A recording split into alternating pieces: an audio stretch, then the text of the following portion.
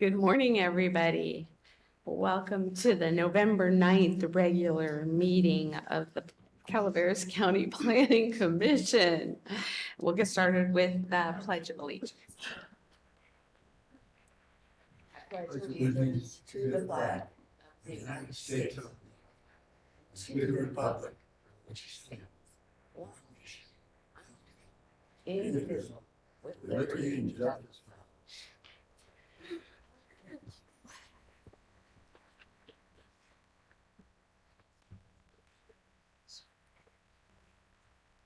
Are there any staff announcements or agenda changes today?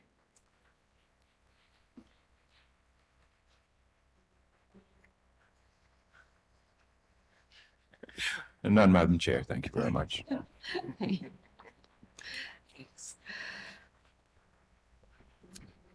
Then we will open the general public comment period, an opportunity for the members of the public to address the Planning Commission on subject matters within the jurisdiction of the commission and not posted on the consent or regular agenda today. Is there any member of the public in person or online who would like to speak to an item not on the agenda today?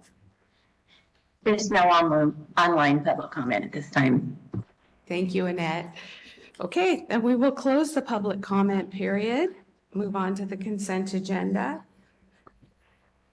Is there any member of the public or the commission who would like to remove the Planning Commission minutes of September 14th from the consent agenda for further discussion? Yes. Okay. Oh. Well, Commissioner Laddish. we have the problem that the three Yes. members that were present at that meeting, one member is no longer a member of the Planning Commission. So I guess it seems that one of our other current members would need to watch the video of that meeting. And next time we have the meeting, if that member is present, along with two others, two others that were present at the meeting, we could actually get these minutes salted away. Do we have a volunteer? When should that one individual have to watch the video? When should that take place? Sometime before the Between now and our next Next regular meeting, which will be the second Thursday in December, I believe. It's fun, it'll get you caught up with. I'll make sure that person does that. As long as I'm we looking finish at it, what's so on here. That's great. It will definitely happen. Thank you for volunteering. Okay, then we need a motion to continue this to our next regular meeting. I so move. I will second that. All in favor? Aye. So 4-0-0, I guess no one's absent because we're missing somebody and 4-0-0. nobody abstained because we don't have a fifth member right now. 4-0-1. 0. Well, no. Oh, yeah. Yeah. Yeah. We have such a weirdo count thing going on lately. Thank you, Commissioner Laddish, for noticing. Okay. Then. She's singing. See what kind of music they like. I just let admin know that somebody's singing on the roof off key to boot. That's gonna be embarrassing. I think he's been trying to fix this. I like to. Yeah, don't fall through. So our next item is regular agenda item A 2022-039, 2022-040, general plan amendment and zoning amendment for Doreen and Steve Humison. And I am going to be recusing myself from this item because they are prior clients of mine and I'm familiar with the item. So I think I'm gonna take myself out and Tim is gonna take over and somebody's gonna come get me when you're done, right? Yes. Do we have a flourish of trumpets or anything? Okay, so we'll open that item and start with the staff report. Okay, good morning. My name is Catherine Stephanie. I'm a planner too. Is your microphone on? Yes. It is, yes. I'll turn up my hearing. Let me start the presentation. Where's the next one? That's not what that. Share screen. Here we go.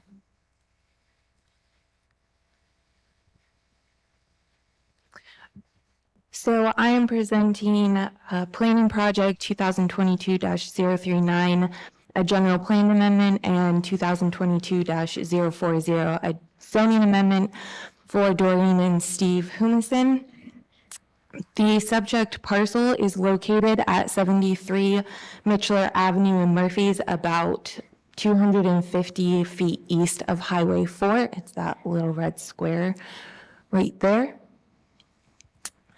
The project proposes to amend the general plan land use designation of APN 068-020-065, a 0.31 acre parcel, from commercial to residential medium density, and amend the zoning of the parcel from professional offices to multifamily residential to make the existing single-family residence a conforming use. This subject parcel, as I said, is currently zoned professional offices and has a commercial land use designation and is developed with a single-family residence, which you can see in this picture. The residence is served by public water and public wastewater services. As a note, these boundary lines are a little off. County records show that the house was constructed in 1986, and at that time, the parcel was zoned multifamily residential. Sometime after the construction of the house, the zoning was changed to professional offices. Standalone single-family residences aren't permitted in the professional office zone without a conditional use permit, but because the zoning was changed after the single-family residence was legally constructed, there is no conditional use permit and the use has been deemed non-conforming. If the parcel is rezoned to R3, the multifamily zone, the single-family residence will be a permitted use in the zone, and the owners will be able to enlarge, extend, and reconstruct the house in the same manner as other homeowners in the area without needing discretionary approval from the Planning Commission, as is required for non-conforming uses. So this figure shows the proposed land use designation, which is residential medium density. And this designation identifies lands for a mix of residential uses, including single-family residences, in areas with both public water and public wastewater services. And the designation has a minimum density requirement of 6 dwelling units per acre for parcels with public water and wastewater, and a maximum density of 12 units per acre. Compatible zones include single-family residential, two-family residential, multifamily residential, rec, and public services. The professional offices zone is not compatible with this designation, and therefore a zoning amendment is also needed. The proposed zoning is multifamily, which is intended to provide land for apartments, condominiums, townhomes, and other high-density land uses. It's designated to be located where commercial services, recreation facilities, and public services are located within a reasonable distance.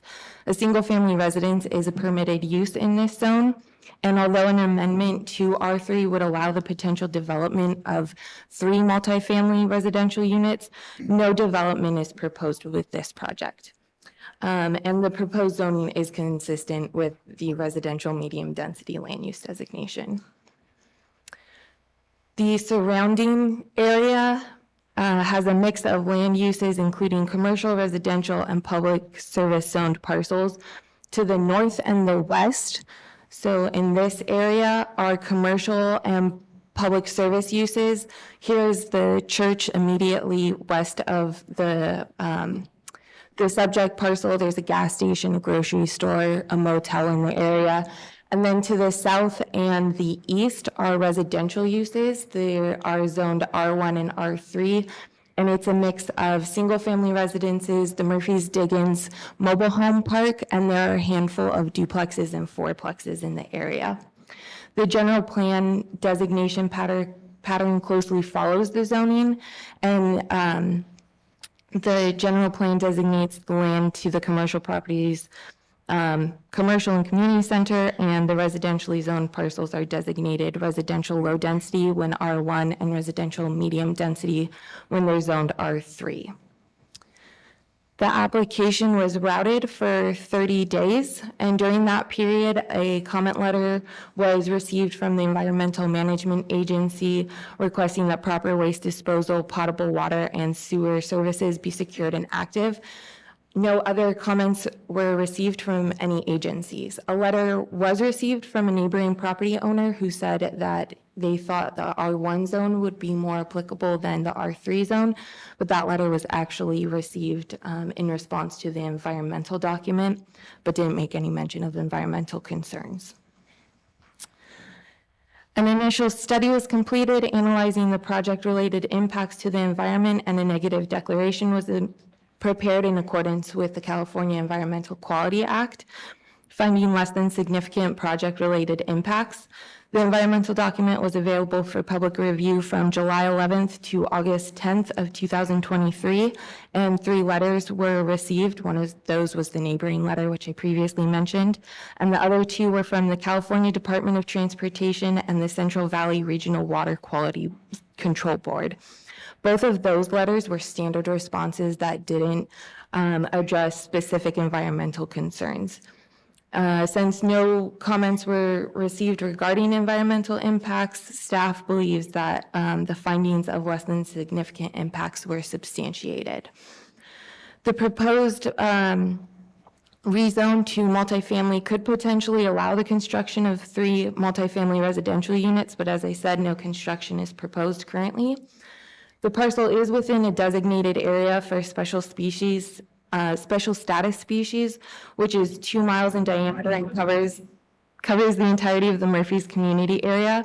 If the subject parcel was developed fully under the proposed R3 zone, the impact to any candidate sensitive or special status species is anticipated to be less than significant because of the size of the property and the existing development and landscaping on the subject parcel, and the fact that the immediate surrounding area is also heavily developed. The parcel is not located in any designated critical habitats of the county, a flood zone, and there are no riparian habitat or wetlands existing on the subject parcel.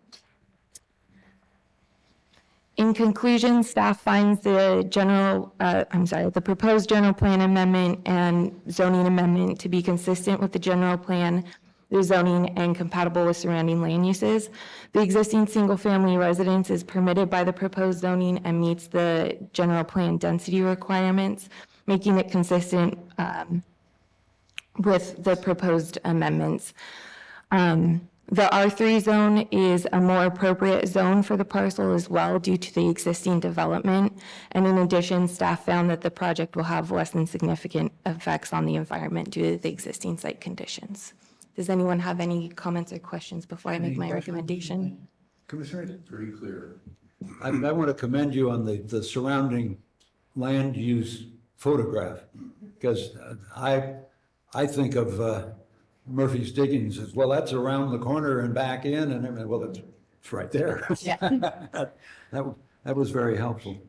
Okay, would the applicant like to speak to the commission? Sure.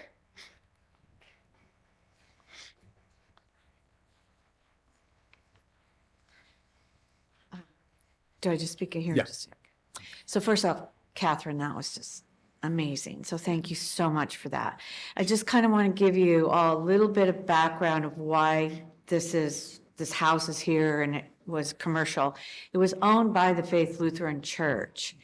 And my husband and I purchased it last July of 2022.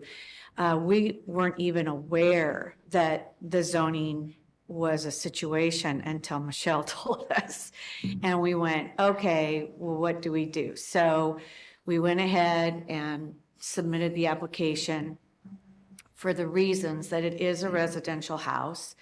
It's always been a residential house. They built the house for the pastor at the time, and then they've rented it out this entire time. We just want to make sure that moving forward, we wouldn't have, if there were anything we needed to do, we wouldn't have any obstacles because it is a residential property. We just wanted it restored as the research of it being a multifamily. We have spent the last year completely gutting and remodeling this house inside and out, the landscaping. It's absolutely beautiful.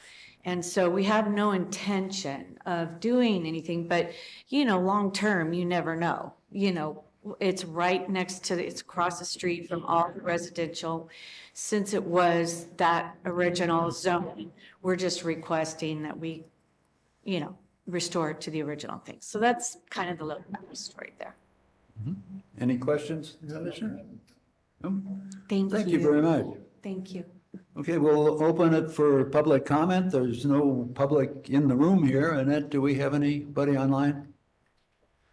I don't believe for this item. Okay. I imagine they'd pipe up if they were. Then, anything more from the staff? No, I did notice on the resolution for the general plan amendment, the first whereas says from commercial to residential medium density and professional offices. We're going to take out that and professional offices, as well as I added an exhibit to the end of the each resolution to show what is happening. So I'm proposing at the end of the first whereas for both resolutions, we add as shown in Exhibit A. Okay. I don't imagine that's changed your world much, what you just said. You don't have anything further. All right, well, we'll close the, we've closed the public comments. We'll close the discussion of it and open to discussion from the commissioners. Just quickly, I had a chance to review it, and I was not familiar with the process. It is an extremely comprehensive, deep dive. And it's just assuring good news that the county goes through such lengths to not only serve the public's interest, but to serve the interest of the individual homeowners, property owners. So I was impressed with the process.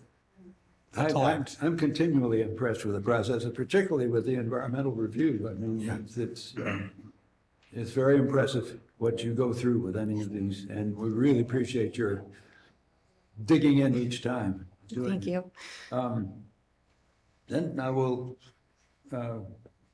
close the public hearing, and I think we're ready for the recommendation. Okay. Staff recommends that the Planning Commission take the following actions: approve the initial study and negative declaration and recommend the same to the Board of Supervisors.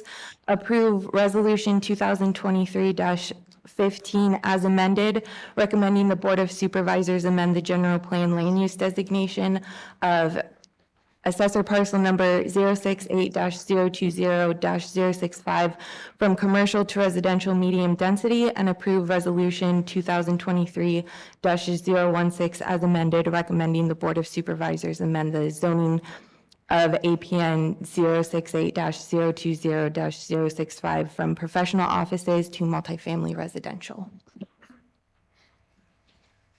So, and so you've just presented both resolutions, right? Yes. Okay. Any suggestions from the commissioners as We'll to, let you make the suggestions. We're sure you got a few. just a couple. Okay, on resolution 2023-015, big things here. Second, whereas And the second line, need a D at the end of incorporated. Oh, yes. And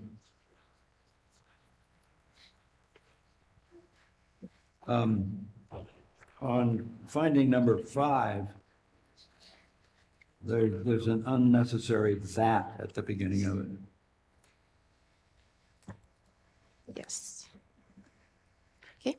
And since it says the proposed general plan promotes public health, safety, and general welfare, et cetera, I think under the evidence, we probably ought to be a little more assertive.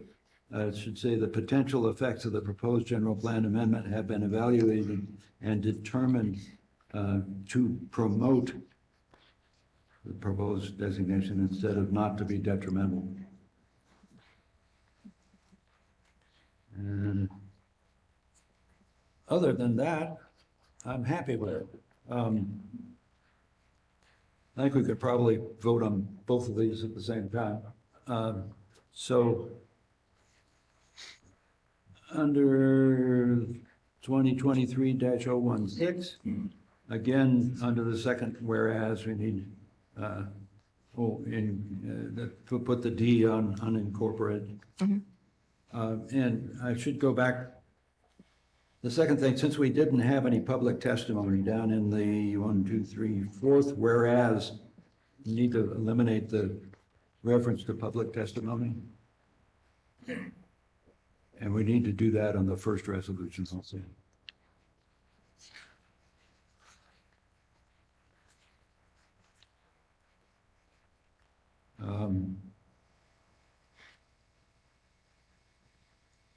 And I think that's it that I have for it. Do we need to vote on them individually, or can we Well, combine them? let's do it individually. Okay. It'd probably be easiest. So, I'm prepared to, hear a motion for, oh, that's right.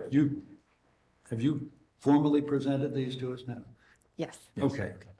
Prepared to hear a motion on the first resolution, 2023.015.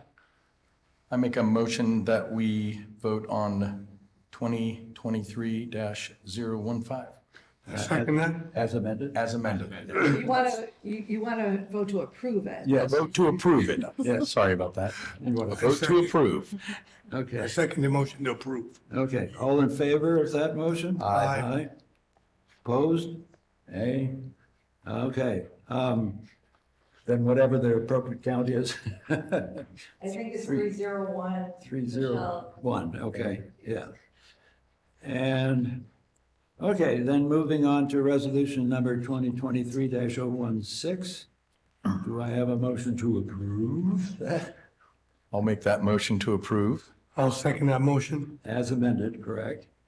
as amended. Okay, all in favor? Aye. Opposed? There's no opposed. It also is approved. There you go. And you're in business. Thank you so much. Thank Hit the you. easy button. Yeah, there you go. Let the trumpet sound. Catherine, do you want to tell the planning commission what the next steps are, please? So the next step is taking it to the Board of Supervisors, hopefully for final approval, but a determination. And I'm going to try and get that on there as soon as possible. Fantastic. You did a great job. Thank you. Thank you. And this is a general plan amendment. This is our number 2 of the year. I think we're going to be within our quota. Yes. Okay, What is the quota? Thank you. thank you. You're welcome.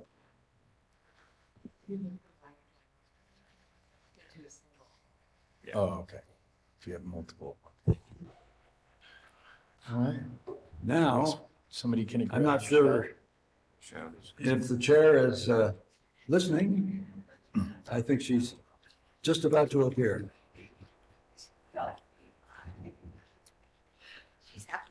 Yes. The chair, being kept informed of the proceedings, is returning. I relinquish the. Yeah.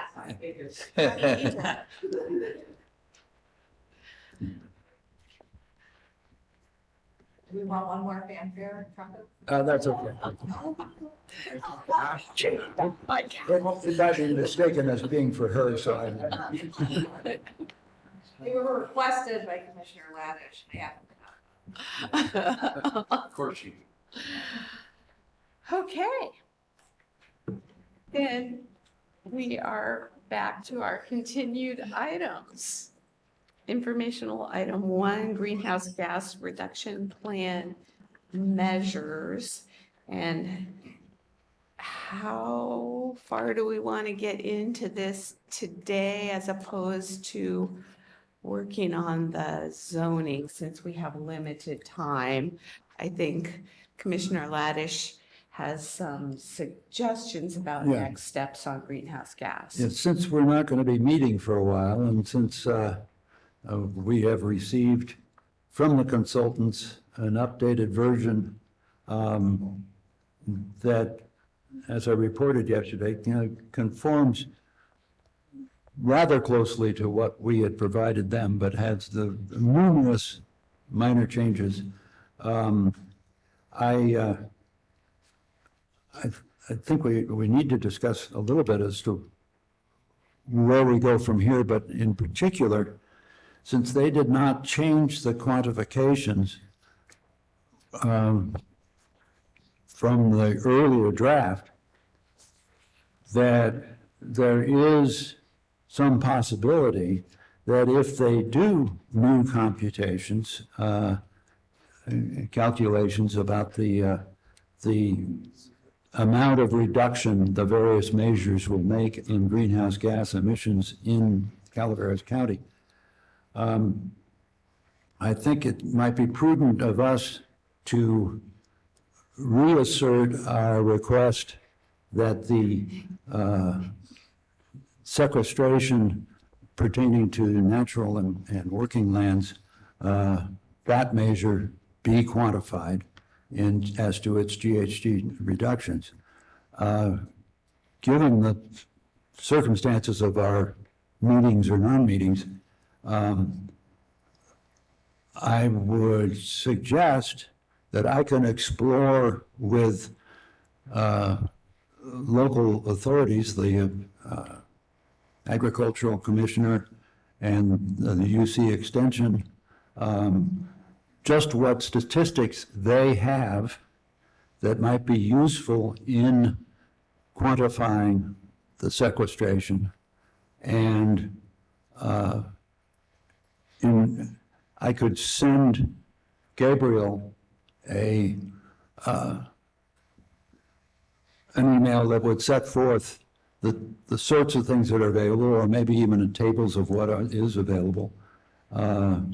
And also a copy of the last memo we received from the Chief Environmental Officer for Natural and Working Lands at the ARB, where he provided many suggested documents that could be used in quantification of sequestration.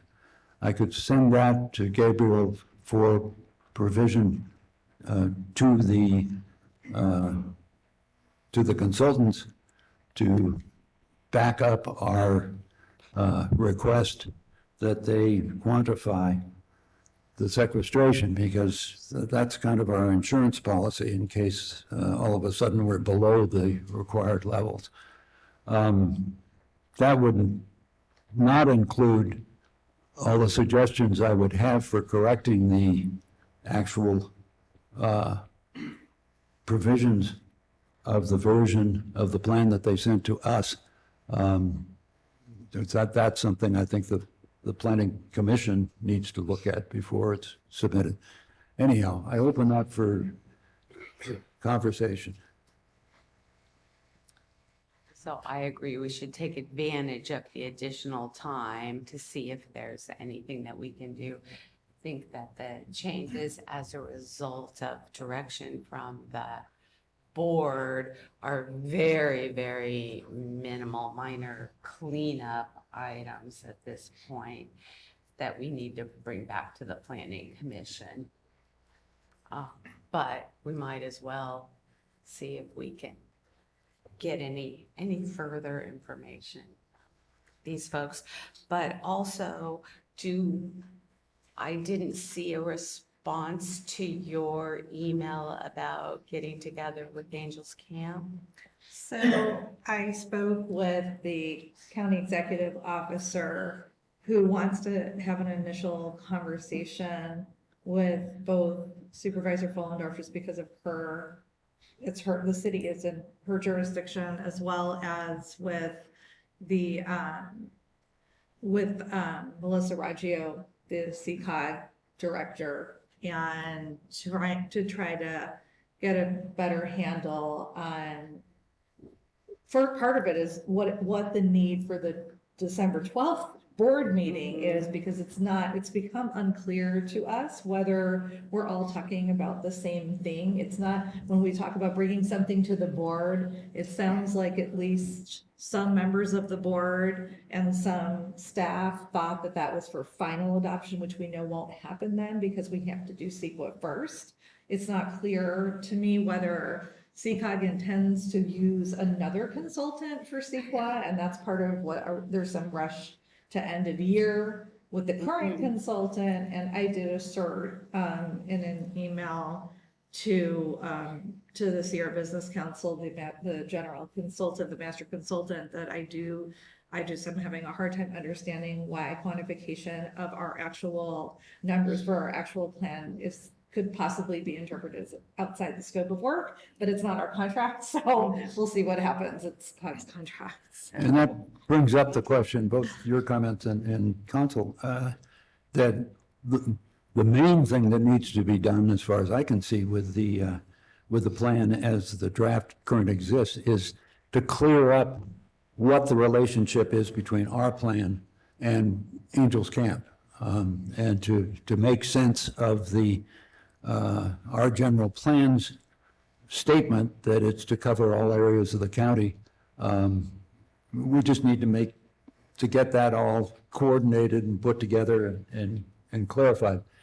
I just to clarify that a little bit, again, I think we need to make a distinction. I think that the county executive officer, the board, I think we're on the same page that we have a separate plan from Angels Camp. That seems to be a uniform understanding. And what you're talking about when it comes to covering, like including Angels Camp. Well, no, I'm not saying that. Including language in our plan that clarifies. The breadth of our analysis might be larger than just the carbon emissions from Calaveras County. But that doesn't mean we're responsible for implementing Angels Camp's separate plan or possibly for their. Or even the content of the plan, and they have to cover their own But emissions. that's exactly the gray areas that need to be clarified as to just where we are. And we don't know for certain exactly what the quantifications that our consultants have done, I mean, it's their consultants too, for our plan. My impression is that they were encompassing the entire county with their figures, their inventory, and if so, we're double counting with Angels Camp.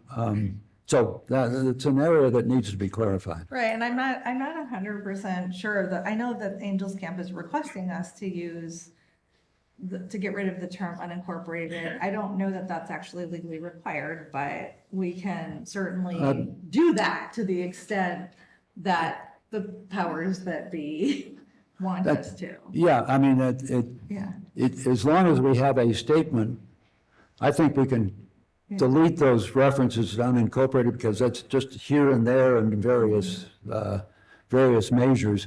I think we can delete those references as long as we have some overall statement saying just what the coverage of our plan is and how it relates to Angels Camp. And then we don't have to worry about every measure having some reference to that situation. Yeah, Madam Chair, I've had the privilege of looking at the plan for the City of Angels, and their plan is different from ours. Their numbers are different from our numbers. They are a smaller community.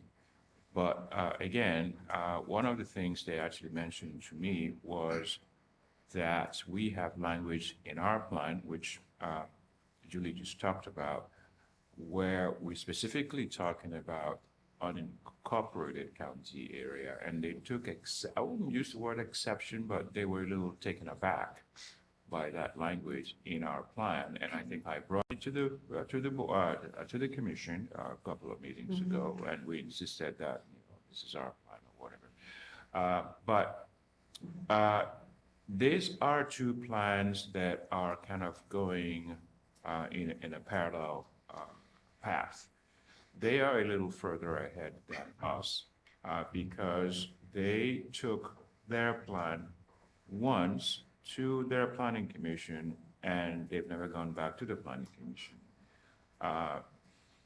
And now they're waiting to take their plan to the board, but that connectivity between what the county is doing and what the city is doing has been made clear.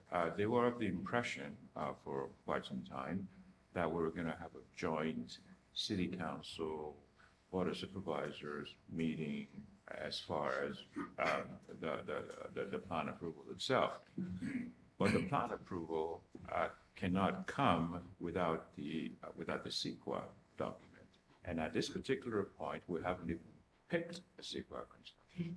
So I think there need to be meetings had that would actually help us to understand what exactly it is their next steps are going to be, and what our next steps are going to be, and how we can coordinate on this side. And I'm Have glad- they completed CEQA on their plan? I don't think so. I don't think so, because it's still originally, and I'm not sure if I should be saying this publicly, but originally, SBC was going to do the CEQA portion as well. But And I'm glad you brought up about several meetings ago when you brought up how they were disturbed about our references to unincorporated. At that point, I was under the impression that that was what our plan covered. right, until you check the general plan. Until I happened to go back to the main, to the Bible Right. that said differently. And so, as I say, I think we should take those individual references to unincorporated areas out of our plan. Yeah. And, but have a general statement that somehow makes sense of the both plans and the language in the, Yeah. That works only if the quantifications Exactly. have done, Based on have it. it, is based on it. If the quantification did not include Angels Camp, we have another issue. Yeah, So, otherwise we're double counting or Right. something. Yeah. We just need the consultants to clarify for us. And that would, okay. So I don't see that there's a lot for us to discuss on greenhouse gases today in great detail. We probably all want to go home and reread the latest. yeah, and version. I could go through the various places where it differs, but I think that's for later. And I think Yeah. if there can be something that I receive online that I could actually enter suggested changes on, that would make that discussion a lot easier when we do get back together again. Although I don't think it's as critical this time when they will likely to be minimal. I think we Well, could it's- actually. It would probably take 3 hours to go through each one and say, change this in this place. I will find a way to post it online, and once it's done, I'll notify Thank you. everyone. Great.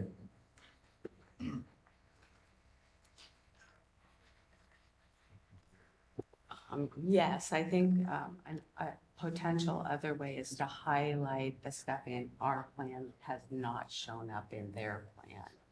Because you already have It- access to that. It isn't that simple. Okay. Then there must be many places. Yeah. Yeah.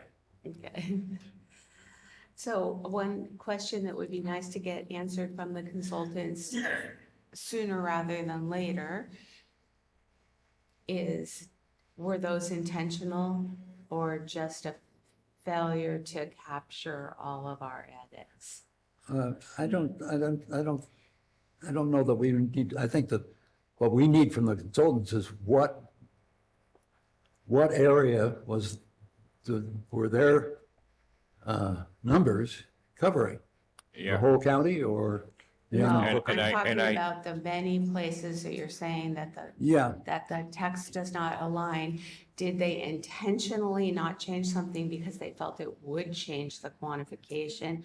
Or did they just miss them? It's so easy to miss things when you're incorporating. I received comments. an email indicating that they believed that they were told by the county to not reflect any changes in. But that's not what I'm talking about. I'm not talking about the quantification. I'm talking about, did they not make the changes in our measures that we requested purposefully, or were they just missed? I think As that's, part of a secretarial element.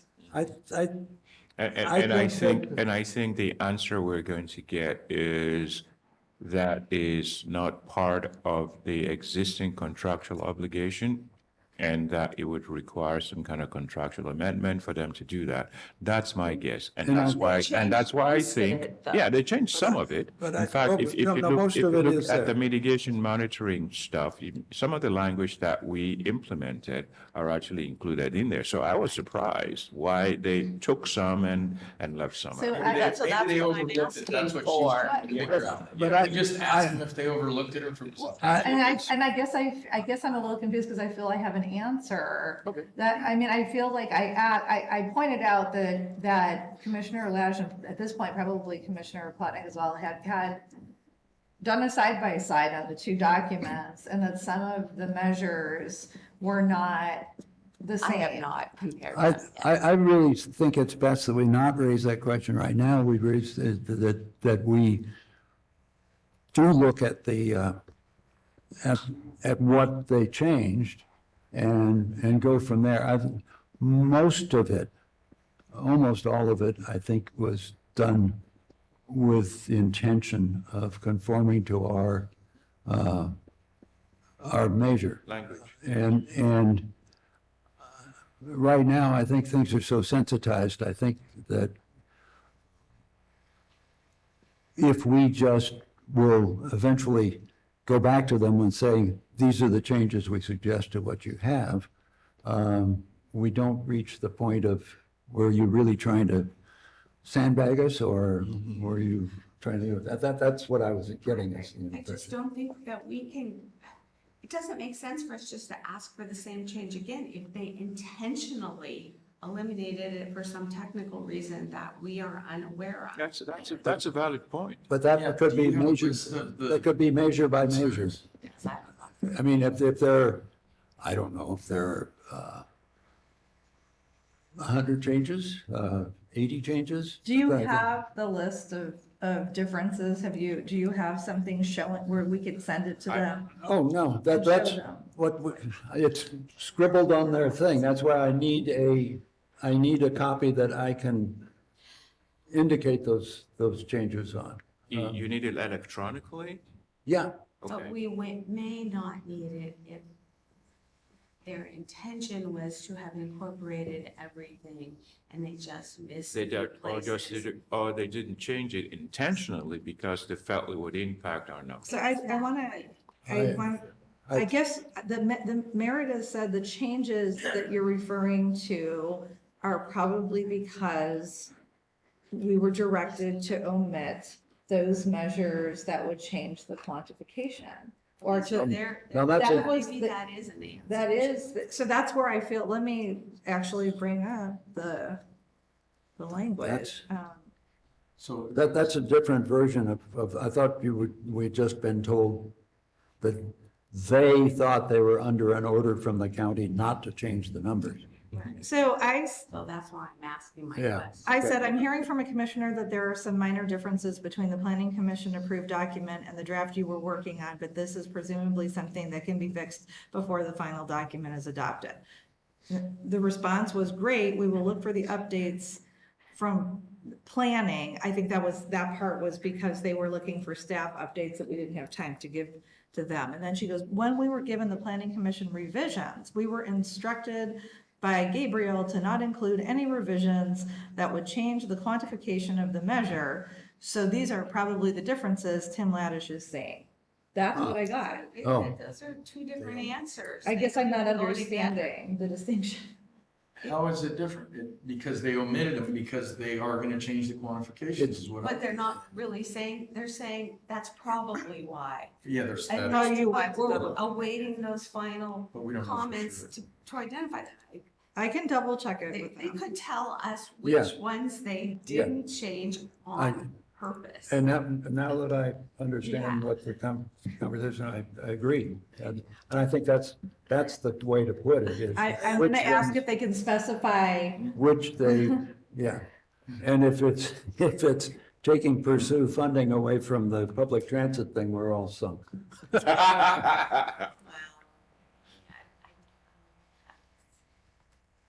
I've never heard them have a problem with the pursue funding language. And I don't know that that's what We're it just is. Well, speculating because we you know- don't have a Right, clear right, answer. right. So Yeah, we're yeah, spending yeah. I'm with you too now. much time now. I mean, when they were asked point blank whether or not modifying the language by including something like pursue funding actually changes the measure, they were hesitant, but did say, though, there's a difference between do something and pursue funding to do something. Now, what does that translate to? Numbers-wise, I have no idea. And is that really true? I mean, because if we're not saying we're not going to do it. All we're saying is we will do it if we have money to do it. I think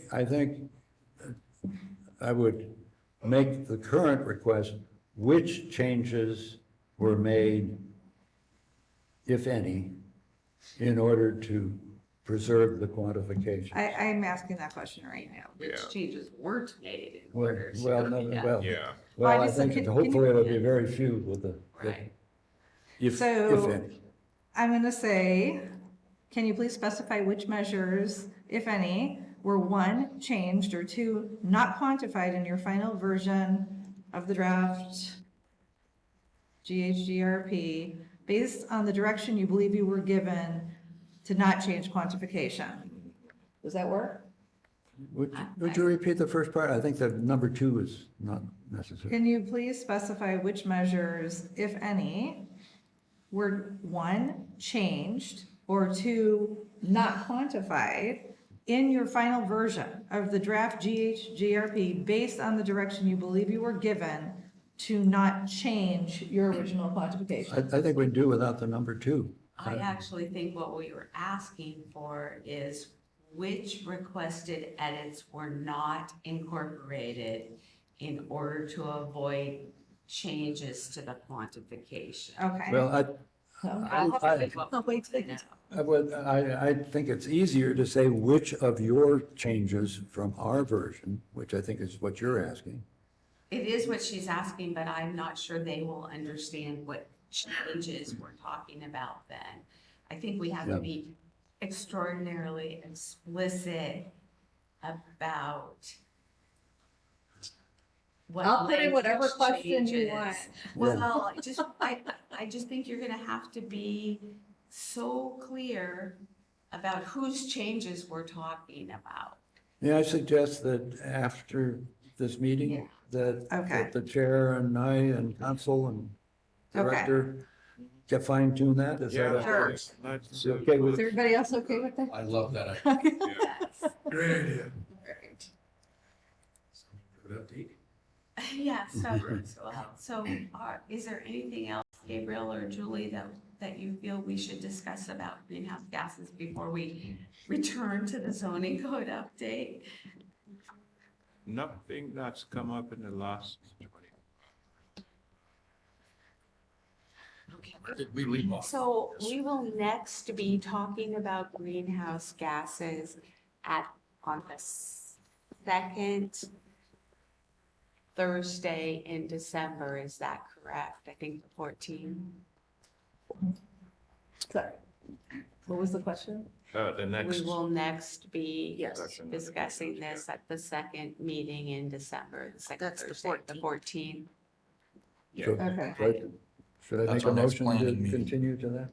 Yes, I'd move that we continue this discussion generally about the greenhouse gas reduction plan to the next regularly scheduled meeting. I second. all in favor? Aye. Any opposed? None. Passes 400 in our current method of counting. Thank you. All righty. How exciting. Well, I guess it is exciting. What number did we leave off? You leave off. Parking. Today, 'cause I was- Parking. Parking, which is Page what page? 28. 28, that's about where I thought you guys would be. Yeah. I counted through and I said, okay, I can miss this stuff though. You never know, Don. You never You know what just we never might know. talk You about. just never know. There's no doubt about that. Okay. Is there any introductory thoughts from Gabriel or Gina on this before we start? Just dive in. Yes. Oops. It seems like there's been an effort to simplify the requirements so that we don't have so many kind of different ways of evaluating parking. Yes.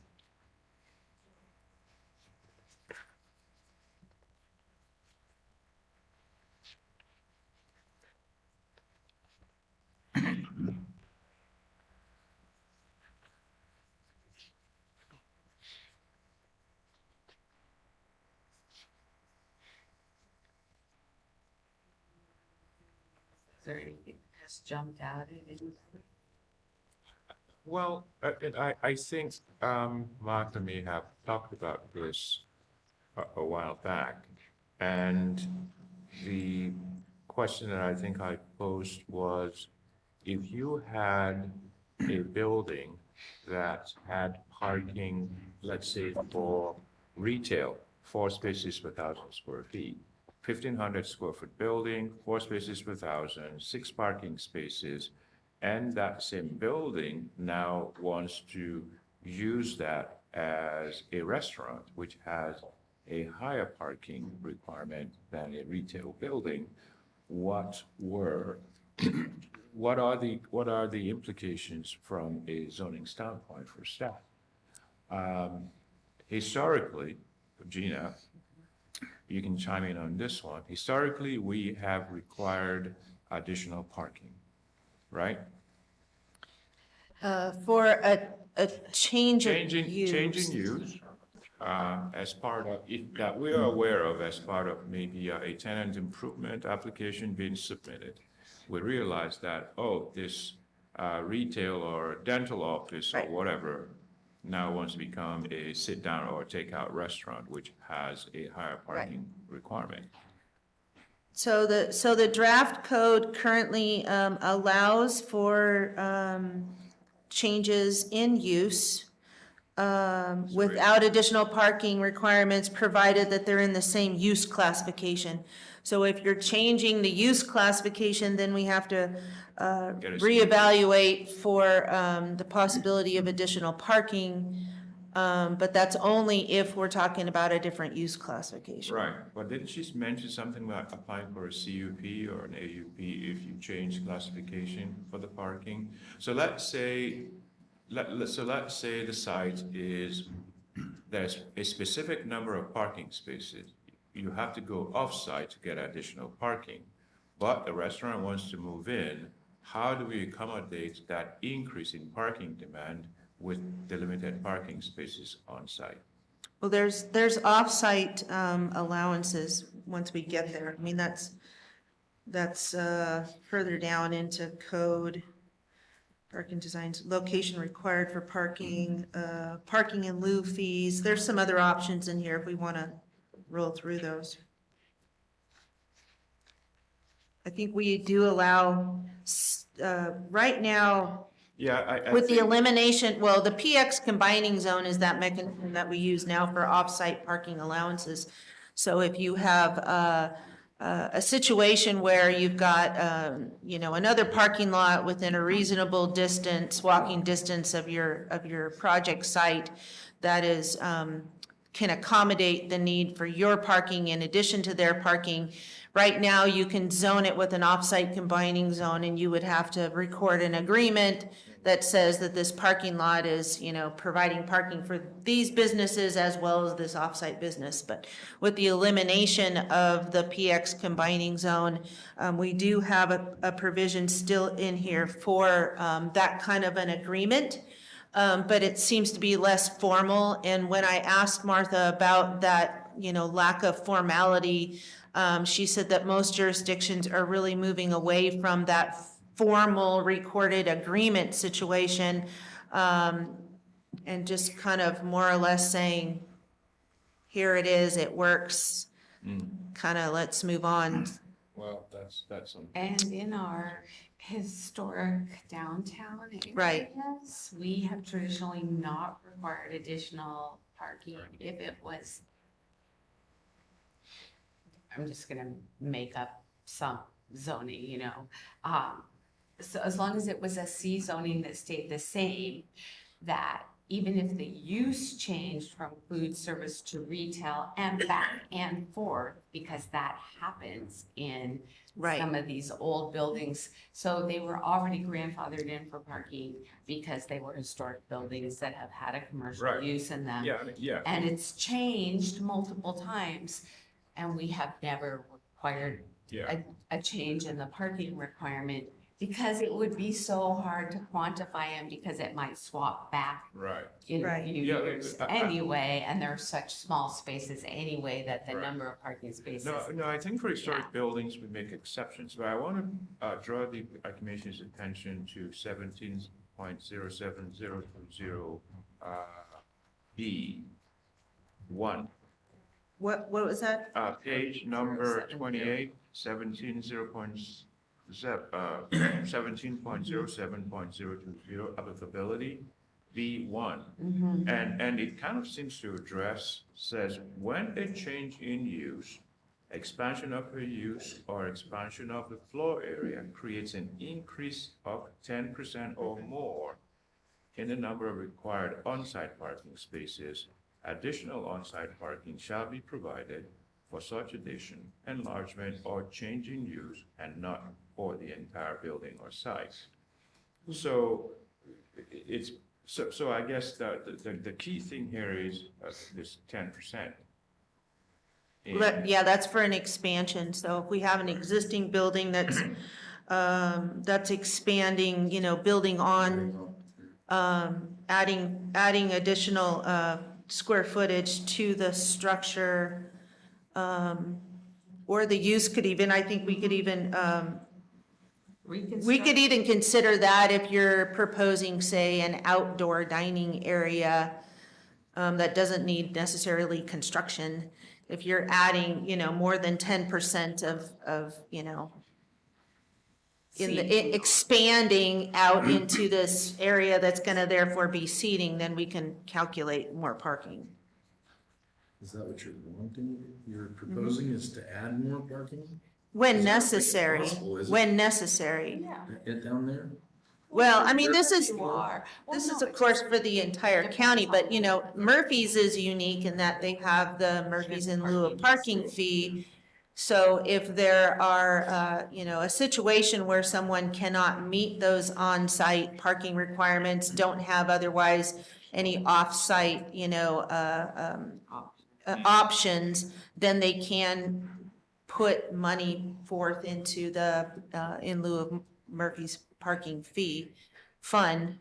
What we've done in the past, and I don't know how applicable that would be today with real estate and whatnot, but the idea was that when there was enough money in the fund, the county would then purchase and develop a parking lot that was for the public within that general area. And they had done that a couple times with the money that was in that fund, but I don't know how practical that is right now.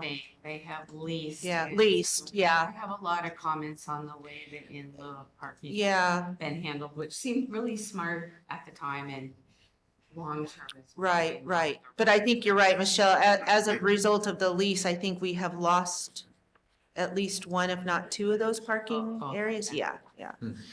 So, Yeah, and as far as the Murphy's parking district, I think we have only about $50,000 or something like that in that fund, Don't think which there's is- that much money. in it. which is not very I don't think much. we have had any developer put money into that fund in a great number of years. Well, according to the admin department, there's $50,000 in there.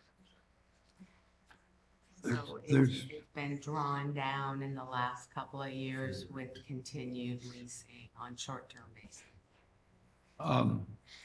If we're done with that particular subject, it doesn't seem to me that the accessory dwelling unit parking provisions have been considered. I mean, they're listed under the table, but the ADU provision, what is it, 1712-040 on page 59 says that replacement parking is not required for accessory dwelling unit, and particularly when we get down, well, B2 and C don't take that into account. And I don't know if the density bonus also affects whether we need to provide replacement parking or additional parking. You understand Yeah, there's. my concern? Okay. Specific exceptions for ADUs. So Right. ADUs, Right. ADU provisions seem inconsistent with 1707.020.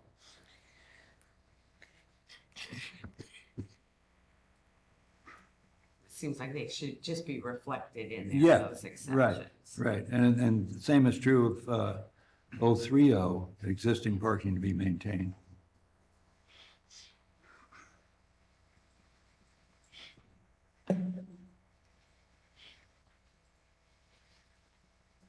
Okay, and what was the other one? The next section, 030A. Oh, And as I say, I'm not clear whether the density bonus has additional reasons to be mentioned here. I don't know about the density bonus specifically, but the affordable housing may have. some. I guess generally speaking, we just need to take into account the exceptions that exist elsewhere in this title. And that are state mandated. Anyway.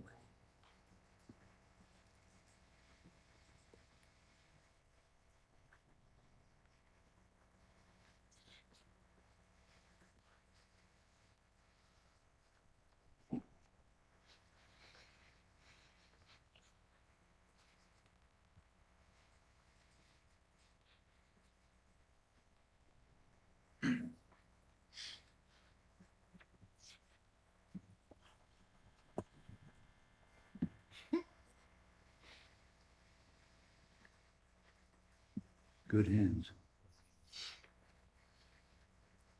I do think we resolved that. And the last one, there are alternatives for people if their change in use does and is sufficiently drastic or of a large enough scale to require additional parking. They can make room for off-site parking, or they might be able to pay into a parking fund depending on where they are, or they might have to find them on site. There is so we used to have this thing, so if you're in a shopping center, you could reduce the amount of parking required because of the shared use. parking, Yes, reduced by 25%. right. So would that also apply conceivably just in a downtown area? Just coming back again to our little historic downtown. Because those same people are likely frequenting multiple businesses. Sure. We could make that clear. Yes, I think that's my suggestion.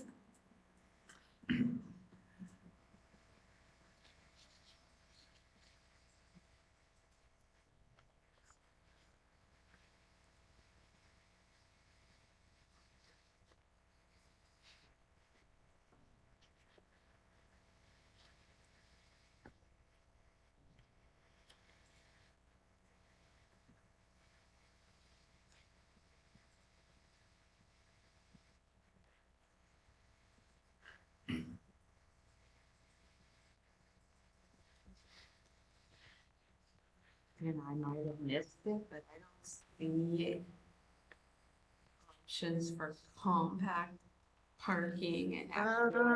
And I don't, I see the motorcycle. motorcycle. Yeah, I actually am fine with that because everybody in this county seems to have a big truck. And everybody else thinks their car is compact. Yes. Even big trucks. Yes, even big trucks, yeah.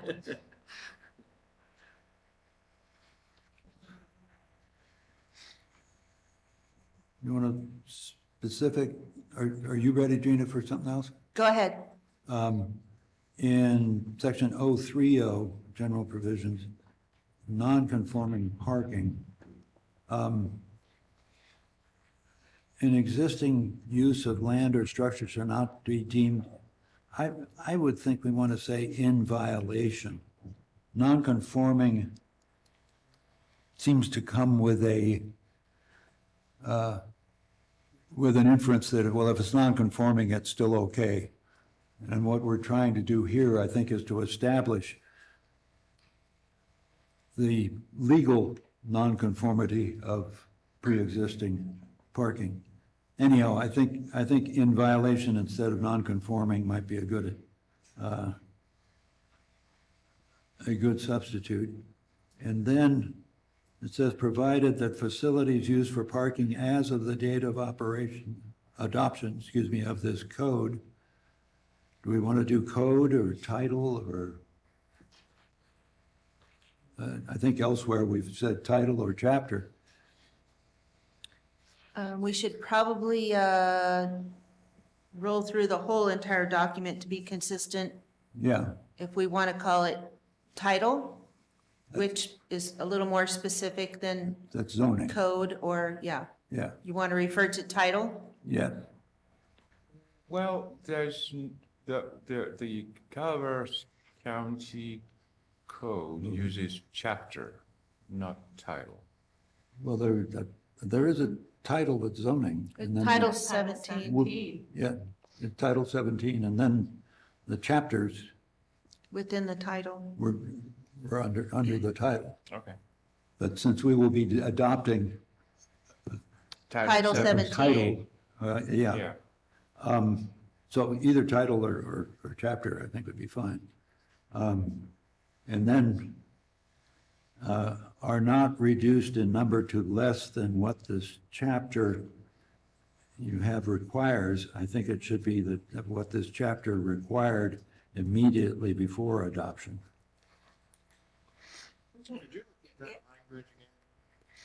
Sure, well, we may not, it sounds as if it's not going to be I'm trying to. accepted. Well, what I understanding here is that we're trying to establish a legal non-conforming parking. No, I think what we're trying to do is not to deem something to be non-conforming because they can't provide the parking for it. So we're not going to deem use to be non-conforming because there's not enough parking Right. for that use. It That's doesn't what, become a non-conforming use, but Use. it does have non-conforming Parking. parking. And I right, think it doesn't become a this non-conforming. isn't quite right, say reduced in number to less than what the chapter requires. It should be less than what exists. Well, that's, We don't want to allow them Well, to that's- further reduce the. that's why I'm parking, saying that what it required immediately before the adoption. right? No, because it may never have complied. So it had non-conform, many of our older businesses have non-conforming parking in that they either don't have enough parking or the parking layouts are less than ideal. But we're not saying that just as a result of changing the code, they have to do anything about that. Right.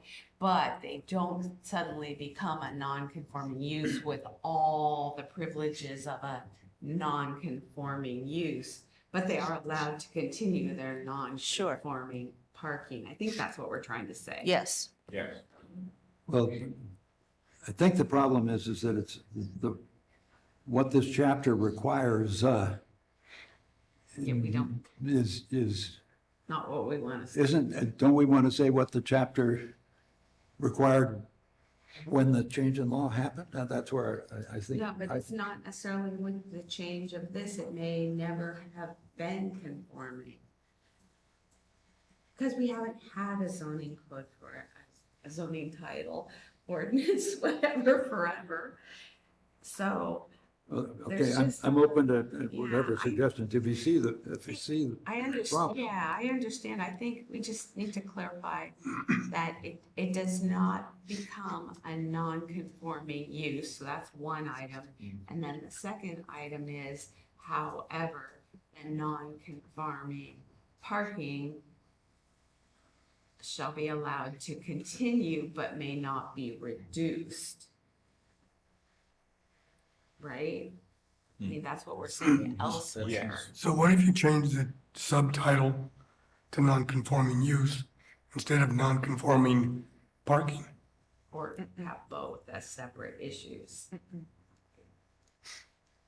I'm okay with it being combined as long as we have two sentences that clarify what we're trying to achieve. And so then if they were to change their use or expand their building, they would, that whatever parking was required by, in addition to what was required previously, that's how we've interpreted it previously. They do have to provide conforming parking for that. Right. Or make arrangements for offsite Right. or in lieu of. That seems like a lot of words to say, a pretty simple concept. Yeah, and I guess I haven't grasped the concept yet, but I think the word require is a problem.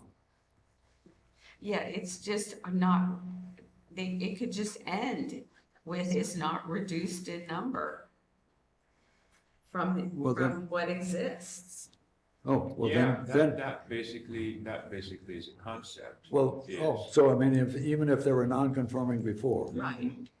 Okay, well, Yeah, that is, Their that's where I got. non-conforming parking is allowed to continue, but the problem cannot be made greater. But that's covered in other parts under the Okay, but expansion. that's, yeah, what I got was they were conforming until the adoption of the title.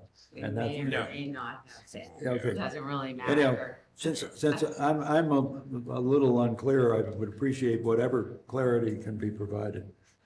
I'll step out of the traffic. Provided that facilities used for parking as of the date of the adoption of this code are not reduced in number from what?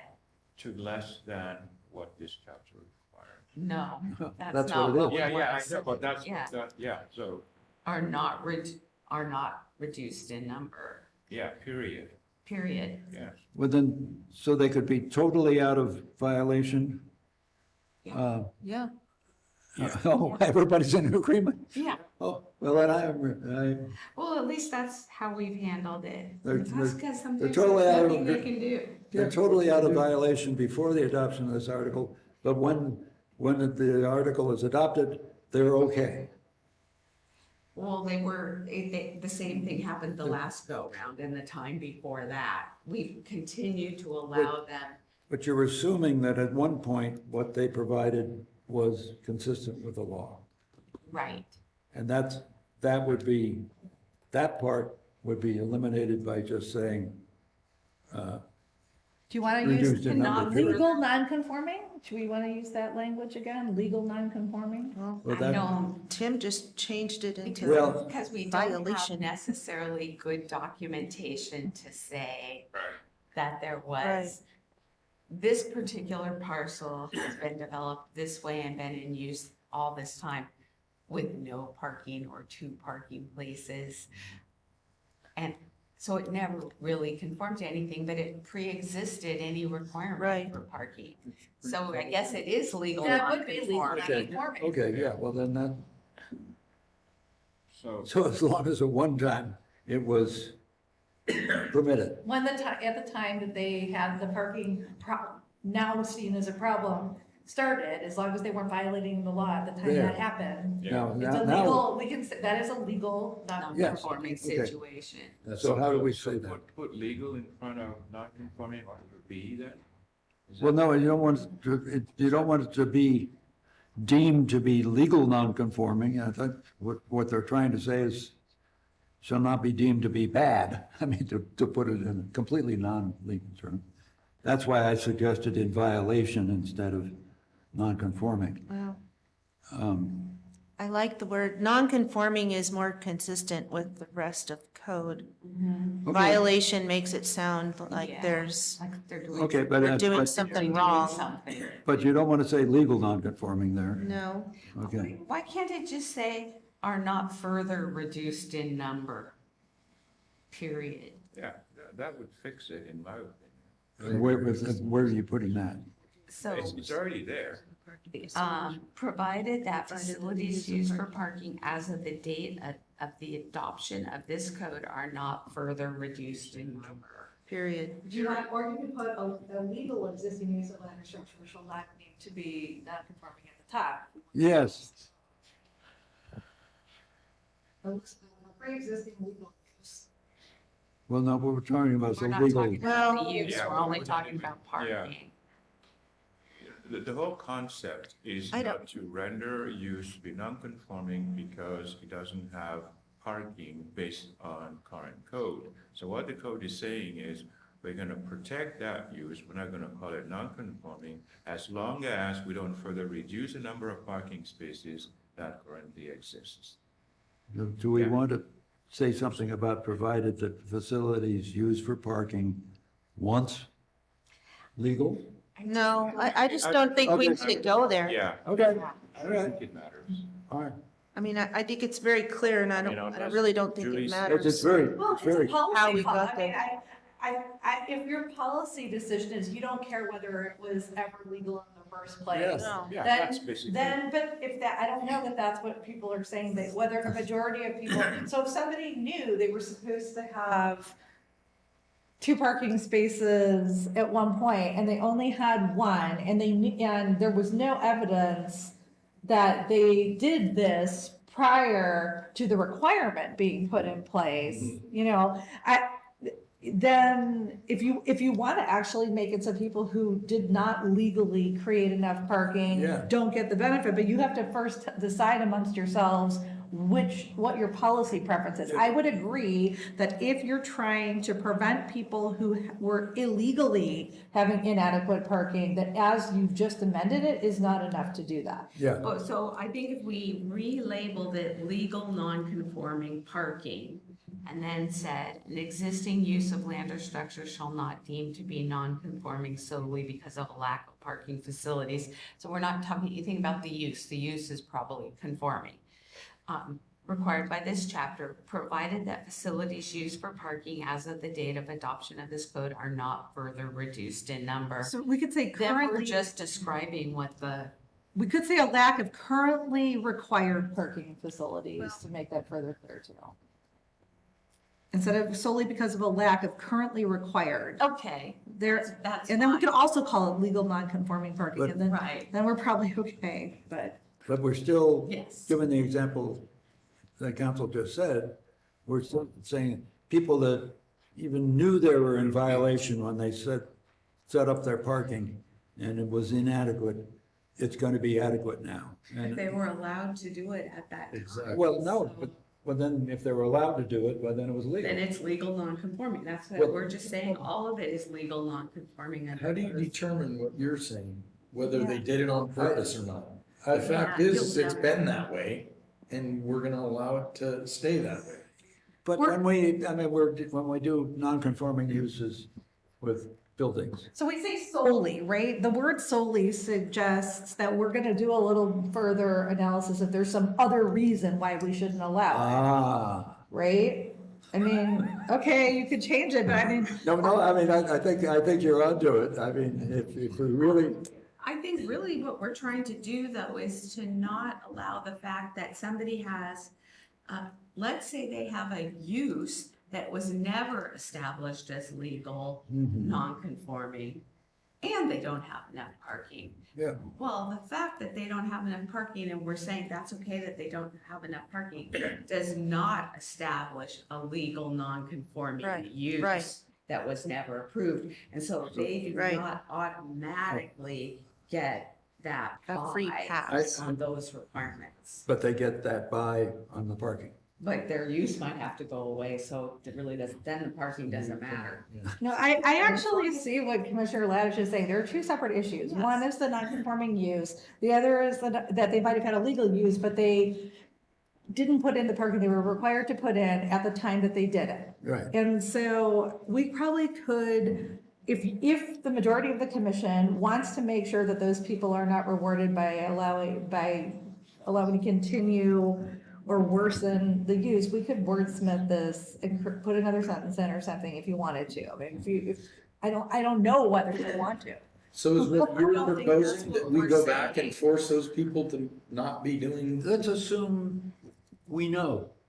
Let's just assume that we have photographic proof, you know. I just don't think people should get a legal right established now when they've been illegal the whole time. I Now, think- and I understand that the problem with any enforcement of this, it's just that. We're gonna go around and tell people, you know what, you can't have your business here anymore because we discovered that we believe that you did this inappropriately. And you've But been in we let business them- for 30 yeah, years. we let them do But it. you know what, we discovered that you, I mean, that just doesn't make sense. That Well, seems but like- if their So use of their. doesn't this all go away by relabeling be legal Yeah. non-conforming I think parking? it does.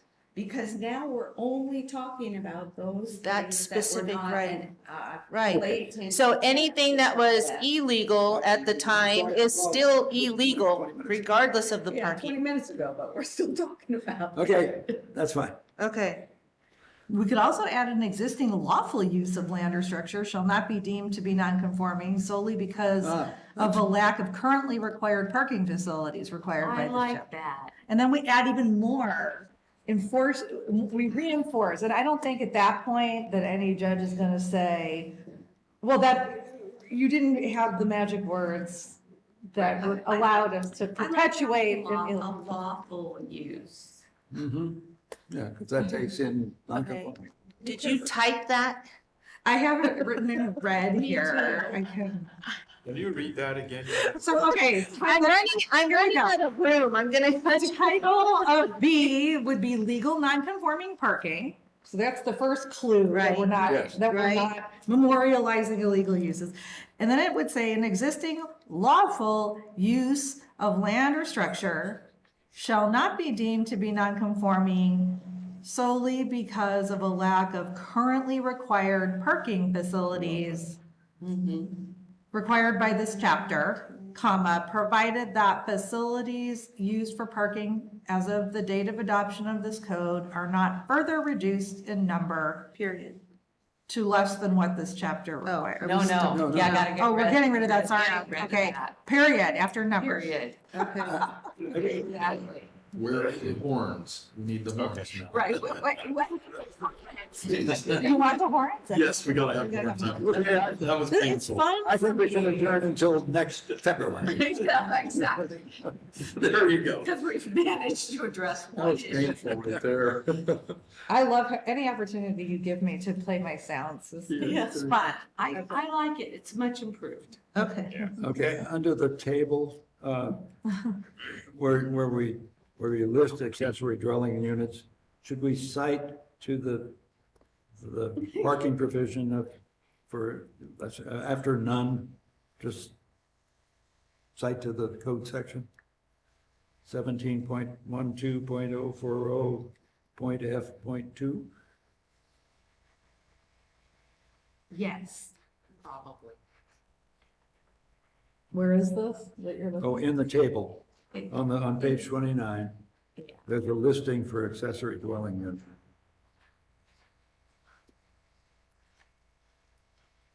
And then the question is, do we need to include a listing for affordable housing if there is some specific Mhm.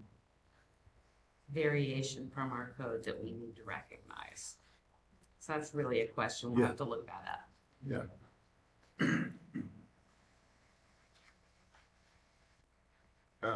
Page 30 talks about supportive housing and transitional housing. Yeah, not the same as affordable. And I don't know if,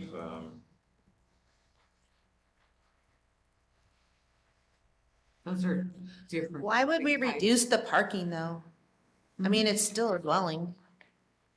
Affordable housing? Are you though, saying that has there's reduced- legal requirements? There are state requirements for affordable housing within certain distances of transit facilities that reduce what you can require for. We don't have those. Well, we kind of do. Kind of. We have bus stops. There might be like a couple places and we might We just want to Doesn't have to recognize ask. the state Right. requirement, that's all. What's required, yeah. Yeah, So we don't have questions down the road. and then none of us can remember anything about it. And then there's just the general principle. I think somewhere in there, we're gonna say if anything is contrary to state law. Yes, state law. obviously. Yeah, right, so. And that it doesn't And make it's the entire. the document, severability yeah, clause will be in blah, there. blah. Yeah, Yes. Okay, next page. yes.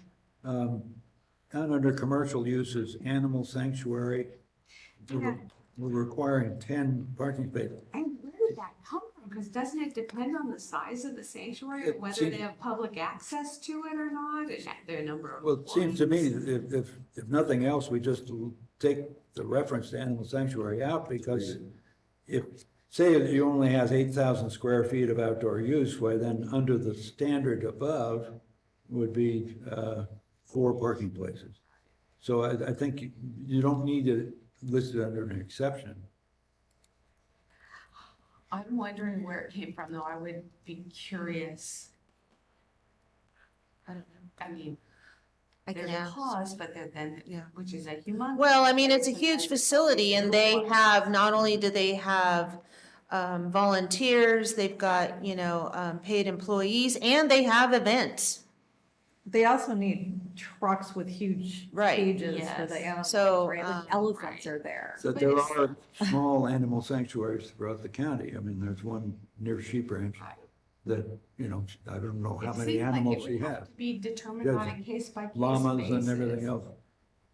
depending on the activities, number of employees, and And, public access to the and pause, facility. I mean, when you one per 2,000 square feet of outdoor use display or whatever, you would be requiring Football stadium. 700 parking spaces probably, given the space that they have. So, it just seems strange that we came up with a provision of 10 for animal sanctuary. I think the general requirement of 1 per 250 square feet of floor area plus 1 per 2,000 square feet of outdoor use display, et cetera, takes into account. I don't think it does. I think it's gonna be different for every type It's a of case by animal case. sanctuary. And it's really depends on whether there is public access or not, Mhm. whether they do events or not. So if you want a How many ministerial, employees they have. if you want a ministerial determination for Yeah. this, It has to be. then you're gonna have to AUP. give a set, well, it can be an AUP, that's one option. The other is that you have a set of really tight standards that Gabriel Well- can use. based on, you give a formula essentially. Right, like one space per 2 employees. Let me see what Martha can come up with. Yeah. Yeah. You know, I Anyhow, mean, I think the cookie cutter of 10 requirements is strange. Yeah, I thought so too.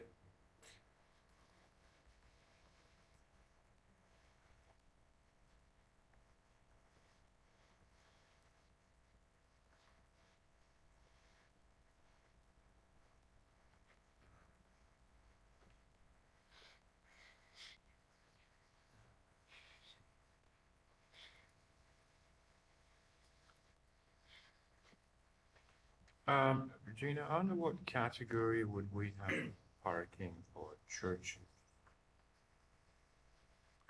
should be public assembly, community assembly. Okay, 1, 4, 5, 6. Okay. Under commercial uses, the eating and drinking establishments, it looks as if the first 600 square feet of outdoor seating area is a freebie. They don't need Yes. parking for that. That's, I guess, does that sound reasonable? Well, I think we've been kind of Well, approaching it that way. I think, Unofficial- I mean, outdoor seating, you have to kind of consider as seasonal. I mean, you can seat somebody indoors, you know. Yeah, but I mean, if you're requiring one parking space for 100 square feet of floor area, you know, I don't get the reasoning why, if they're seated outdoors, you don't need parking for them. Well, I think because, not saying you don't need, well, Well, for You the need first 600 square feet. right. Parking. Because, I mean, that space isn't gonna be used all year round. I got Well, that. it could be. I mean, it's, Not all 600 square feet are gonna be covered Right. up with tables either. If right. they have heaters, it could be used all year. Well, I was gonna Well- say, if it has a cover. Or a big and umbrella over the heaters table. Yeah. Or something, it could be, so maybe we should say I don't know how to Exposed. describe that, but it's like distributed, yeah, unenclosed, uncovered outdoor area. Where people just have some scattered tables out in their yard. Anyhow, it just didn't seem logical. It doesn't offend me the way it's written, but Has it worked so far? Because this is an old. No, we don't have. We don't, this in- no, this is Okay, new. this is new. Yeah.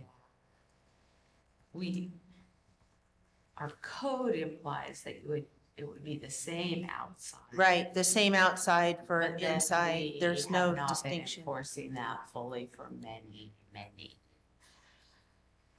not eons. It's been a while. But a while. That was a, And then it was completely disrupted by that whole COVID urgency Right. thing.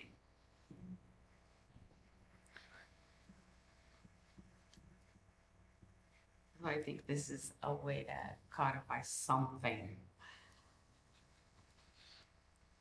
so are we leaning towards, eliminating the in excess of 600 square feet? Do you just want to require the same for outdoor as we do for indoor? well, actually. I mean, Treated equally? I think at least eliminate the in excess of 600 square feet, because you're already giving them Yeah, twice a as benefit, much. a bonus for outdoor seating area. You're And I requiring, And is the 100 square feet of floor area indoor seating area that you're applying that to, or gross to the facility? that's a good question. Yeah, because right now it's based on the numbers of, The it's based on seating area. occupancy, so there's a calculation of how to get to how many people. Right, so it's based, but when And you it's do only- that, you do just the seating. It's just the area. seating Kitchen area, you Yeah. exclude the We- kitchen we and exclude other areas. So we should say that to the floor. I mean, I kind of think that calculation works pretty well myself. So. But we should 100 say square indoor feet of- seating Yeah. area instead of floor area, just to Okay. Yeah. make that clear. Yeah. Yeah. So we do that and then take off the in excess of 600 square feet?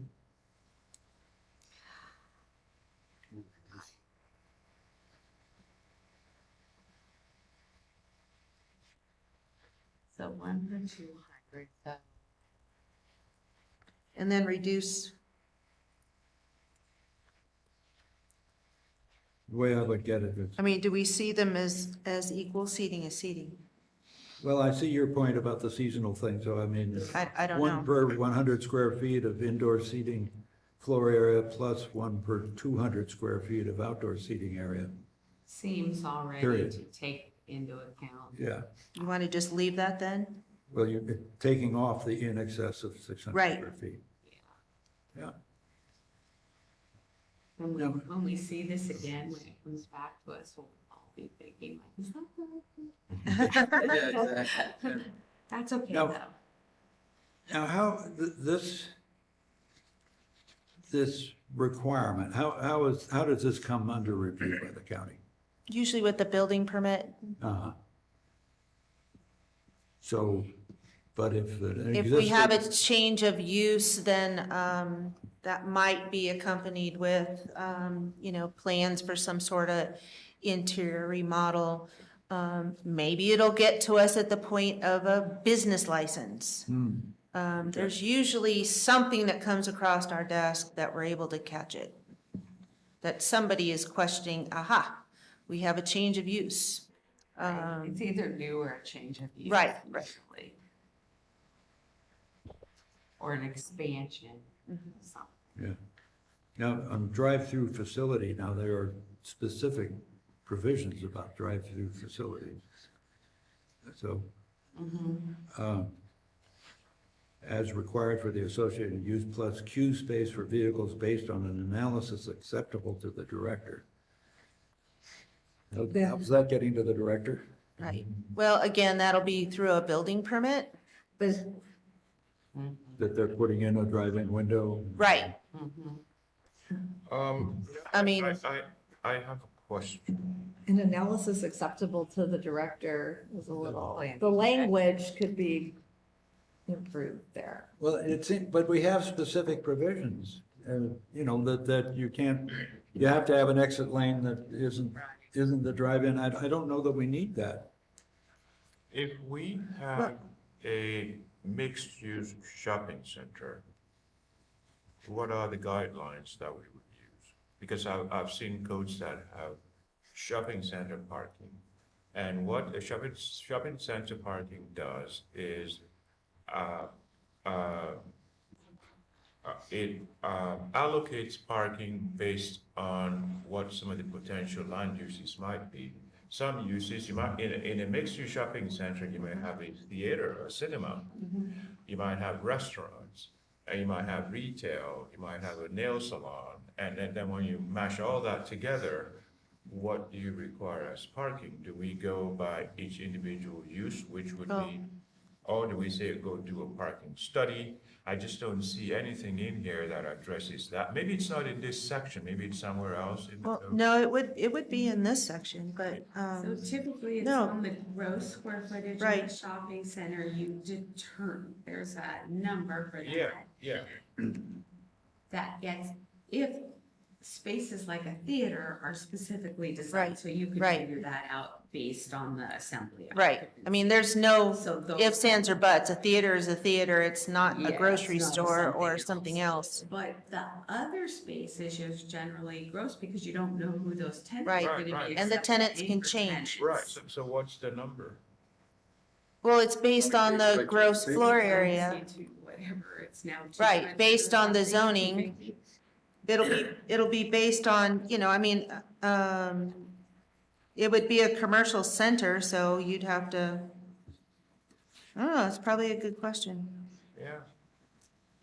And also, we sometimes allocate for synergy. So you have a use that operates, Sites with multiple uses, that more operates. than one use is located on site, a number of Those required parking parking spaces, spaces shall be like equal to the banks sum that don't of the required open on calculated Sundays. separately for each Parking use. space. I'm just trying to make sure that we don't have additional questions once we have this ordinance in place. Address those issues head on now, then we're not guessing. So we have it here in this, the whole shared parking, which is similar to what we've had in the past, which is you can reduce it like 25 to 50% depending on the uses that are sharing parking, and then it has that, all of that, peak hours, the proposed number of parking spaces, that they're the same people that are using the facility. And that's on what. But it does seem like we should maybe have or are we saying the 250 square feet of floor area is what we would apply to a shopping center? Yeah, I would think that you're just using that basic calculation for like a commercial use. And then down here under C, sites with multiple uses. If more than one use is located on site, the number of required parking spaces shall be equal to the sum of the requirements calculated separately for each use unless the reduction is approved pursuant to section parking reductions. So it gives us some options.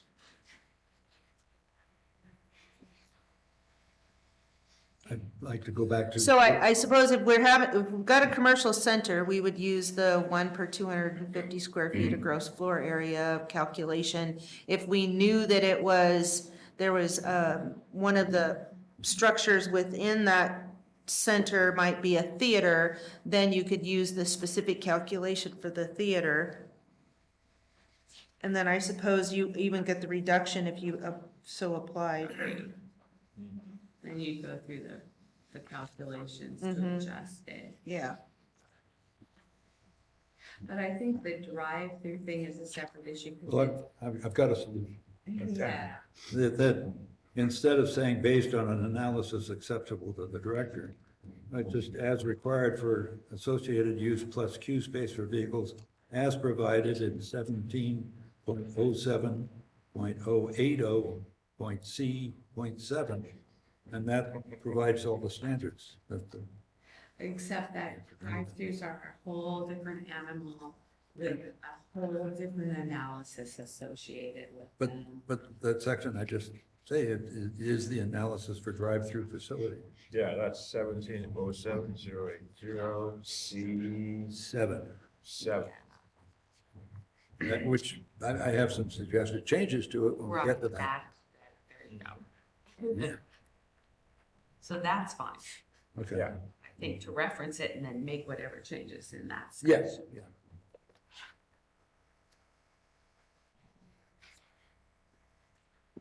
And that will be specific enough for Julie, Okay.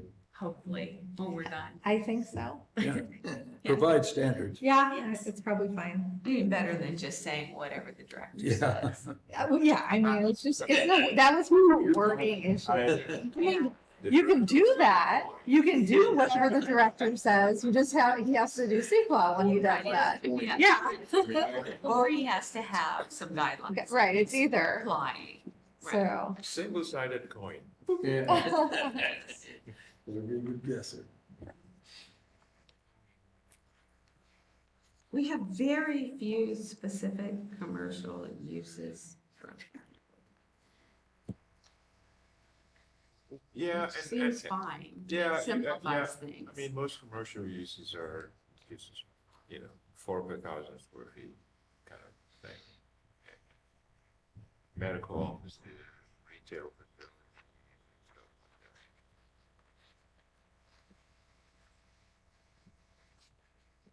Even a yoga studio would be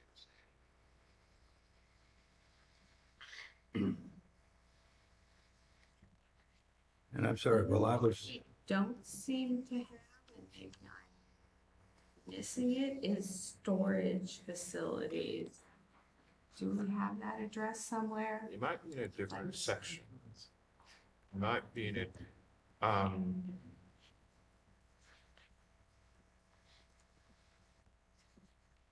Because aren't many storages commercial? well, yeah, but they would be covered by the general. But you don't need that. uh, Usually they have their own parking. requirements. Storage in general is very few, large square footage for. Uh-huh. Because not everybody's there. Yeah, exactly. I'm hanging out either. Yeah. Kind of in and out. Yeah, let's, all the teenagers like to go down to the room. You guys down in the. Let's have a picnic. So Are you guys having fun over there? So do you suggest that we just, that there be an additional, I Exception. think if, we should look and see what we've had in the past and then ask Martha how she typically. There was no parking required unless there was an office. A lot of the mini storages now are going to the automatic key card entry, so they don't need an office. Right. I remember, So we would base the parking on the square footage of the office. but if there, Now, But- what some of them have also might be a resident, like an on-site manager. Yeah, well, that would be two Then parking they- spaces then That would be per the the, cumulative. right. So we have warehousing covered under industrial, Yeah. I think, right? can we just ask Gina and Martha to Yes. think of something for storage facility? Just a clarification. Okay. Now, I'm sorry, I was working on drive-through facilities. Did you already cover shared parking? Well, we talked about shared Yeah. parking. Okay, I don't know if anybody has anything they feel is should be tweaked in some.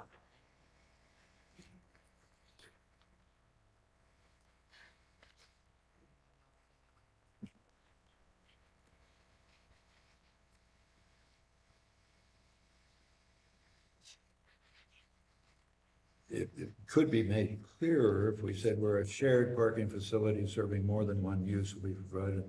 The total number of parking spaces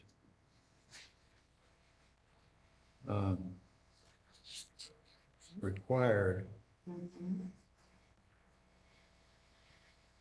Oh, required if adding parking required for each use may be reduced. That's clumsy, but make it clear that what we're talking, what may be reduced. Required is, I guess, if that's clear enough, that's fine. Well, I think it's How talked about- just above about multiple uses, Yeah. so I think How about otherwise required? that'd be fine. Otherwise required parking space. Well, that's clumsy.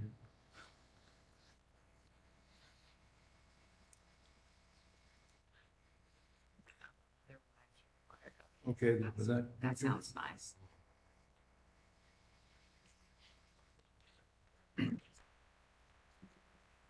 Here's an easy one.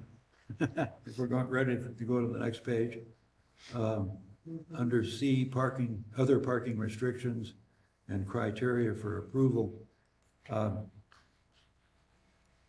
This sentence is split under A.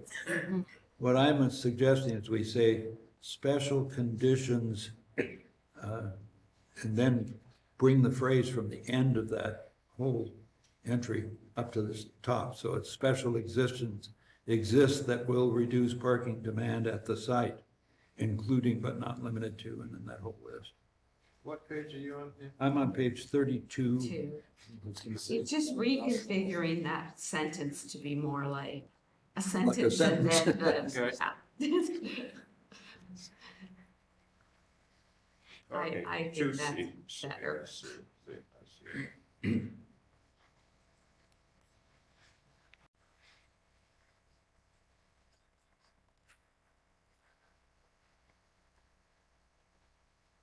Did that make sense, Gina? You got that? Yes.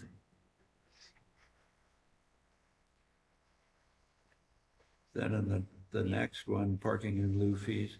Mm-hmm. I think we ought to, for somebody that's looking at this, ought to know where they can find out about a parking assessment district. So if a parking assessment district has been established pursuant to whatever it is, I don't, I didn't, I mean, I before, don't, this honestly morning I don't did. know where it came from. I guess we'll have to figure that out. Yeah, I mean, if we have such things, whether. I don't think it's codified in There is code. a separate resolution, Yeah. I think, every time one, and I'm not sure we have anything other than the Murphy's one, right? No, we don't. No. Mm-mm. And Murphy's it's is a it, very old one. yeah, I mean, if we have a resolution, it's not codified, so. Okay. right, So we yeah. would want to put maybe cite to it so people know. Right. Because I, Yeah, well, We you that- might might, tell you where you would find out if there is yeah. an district. And we're not, here, we're not saying how, so that would be handled in the resolution anyway. But what if new ones were to be adopted? Well, do we want to provide direction for new ones here, or do we just say each of those is a case-by-case resolution? And not, so any discussion of how exactly that would be set up is part of, on a case-by-case Right, basis. right. I mean, they don't happen that often. No, We and could I even just- honestly don't suspect that they're gonna continue. We could even just say if a parking assessment district, parentheses, e.g. the Murphy's Inlet Park, I mean, just so that people. Exactly. That'd be fine. Then they call Michelle. Or Gina and say, where's that map? I can't find that map. Yeah. That's what I say. I can't remember where. I mean, when I read it, I didn't know, as I read it, whether that a parking assessment district was the same thing as the Murphy's. In in the lieu. parking district, yeah. Yeah, I didn't know if we had actually turned that term, and I don't know if it's a term of art in state law, I don't know if we have a definition. We could define it as simply, we could have a definition, a parking assessment district is a, in lieu parking district form pursuant to resolution, blah, blah, blah. That would be perfect. But, I mean, that's just assuming, I mean, I know we only have one now, but what if we have more in the future? So if we define it, if you add a definition for parking assessment district, and you can just say, you can define the term parking assessment district as something that is created through our, do we have a resolution that is only, does it say we can create a parking district and the only one we happen to have created was Murphy's, or is that resolution literally specific to I would Murphy's? assume, Yes. and Which and one? Annette would know because she's the keeper of the resolution. So I we don't can. I don't we know, can I don't know, have- Nettie, if you can chime in. I'm not exactly sure what it says, if you've got access to it. I can help with we should Okay. probably define the term and we'll define it in accordance with however the resolution is set up. And if we don't have a broader resolution that just says you can create a parking assessment district this way, we can just say is something created by resolution of the Board of Supervisors, C for e.g. resolution blah, blah, blah, Murphy's. and Yeah. Right. I can work with you on Be that. fine for now. Okay. That's good. At least somebody won't be spending hours looking at the code. Find out what it is. Right. Or thinking that they're going to be just one all over it and opportunity Is it- for them. I guess my only question is, does anybody know whether that's an actual term of art in state law, or is that just something? Did Martha get Assessment that? District is a pretty common term. That's what I'm saying, so I don't know if there's a state law definition for it, or whether, I don't know if Martha put that in there because she was thinking about our special in lieu, or whether it's a state law term that has its own state law definition. Term, but I think it's a commonly understood planning term. Okay. Maybe we should say if a parking assessment district or in lieu, whatever the title is Yeah. for this district, has been established. We can look it up.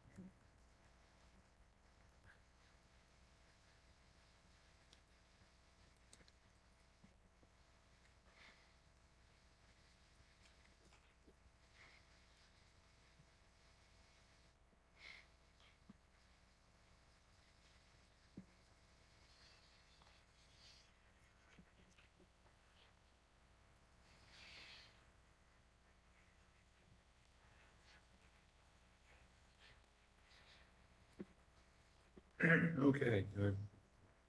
Ready, Jan? Yep. Go.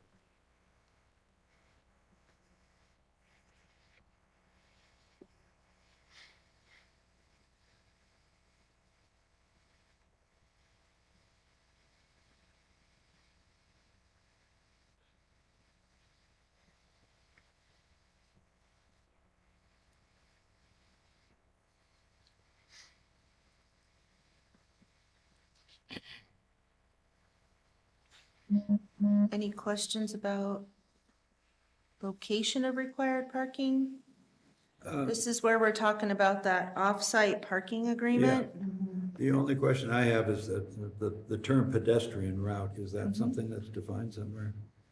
I mean, I think of sidewalks, but Right. other people might think, oh, you can walk along the shoulder of the road. You know, what? Since Well- we're Considering that we don't have very many sidewalks, maybe we don't want to define it. But I if don't you're approving something Yeah. new Yeah. or modification, there's going to be accessibility Right, requirements for right. that, and a pedestrian route Right. does have a definition. Right. So can we cite to the definition or? No, because that's federal law. Okay. State building code, Okay, but it is a term of art. pedestrian route, it can be a walkway or a sidewalk or a ramp, and it has different requirements for each of those things. Uh-huh. Assume safety. It assumes safety. Yeah, Yes, assume safety. but what you're saying You is, can't pass behind another parked vehicle except their own vehicle. yeah. It's too bad there It's an isn't. accessible path of travel. Yeah, how about along a pedestrian road as provided by federal and state law? But not every pedestrian route will be subject to that law. But it will Okay. be, there will be accessible routes that are required, but it's so specific to the situation. Okay, but what are we requiring here? If we're gonna use that term, I mean, maybe we shouldn't use that term. I think that term is understood. You have to have a way for pedestrians to get from this to the main entrance. Yes, but It seems pretty clear to me. does, It does, yeah. so, Does it, how about to you? well, no, if, I wasn't talking to you, I was. oh, Yes. We're that's asking right, sorry. Yes. There's, trying to get the majority down here. Yeah, no, that's fine.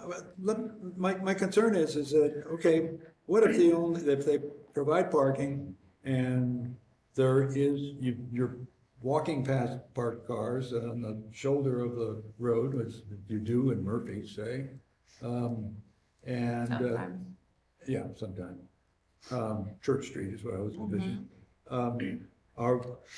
If that's okay, do we want to say pedestrian route here? Because that implies that it's actually a specific. Well, I think, you know, how it was stated, I think in the, I think it's Previously within- intentionally. I mean, you're assuming that a pedestrian can walk from one location to the other. I kind of don't think we really want to get hung up on what the route looks like. Well, that's, I think what I mean- Commissioner Ladish is saying is that if there is in fact a definition in state law that is narrower than we're applying it here, Yeah. there could be confusion Right. about whether we're only talking about pedestrian routes as defined elsewhere. right. I guess Within walking distance. It says 500. Along, 500 feet, accessible to pedestrians. How's that? I think the pedestrian route is a generic enough term. If we started saying a pedestrian route in compliance with, Well, no, then we would be creating a different situation. I'm not suggesting that, but it could apply that requirement. well, I think it allows us some flexibility. I mean, because let's face it, I mean, not every scenario is going to be the same. Okay, so, I think if you're creating a new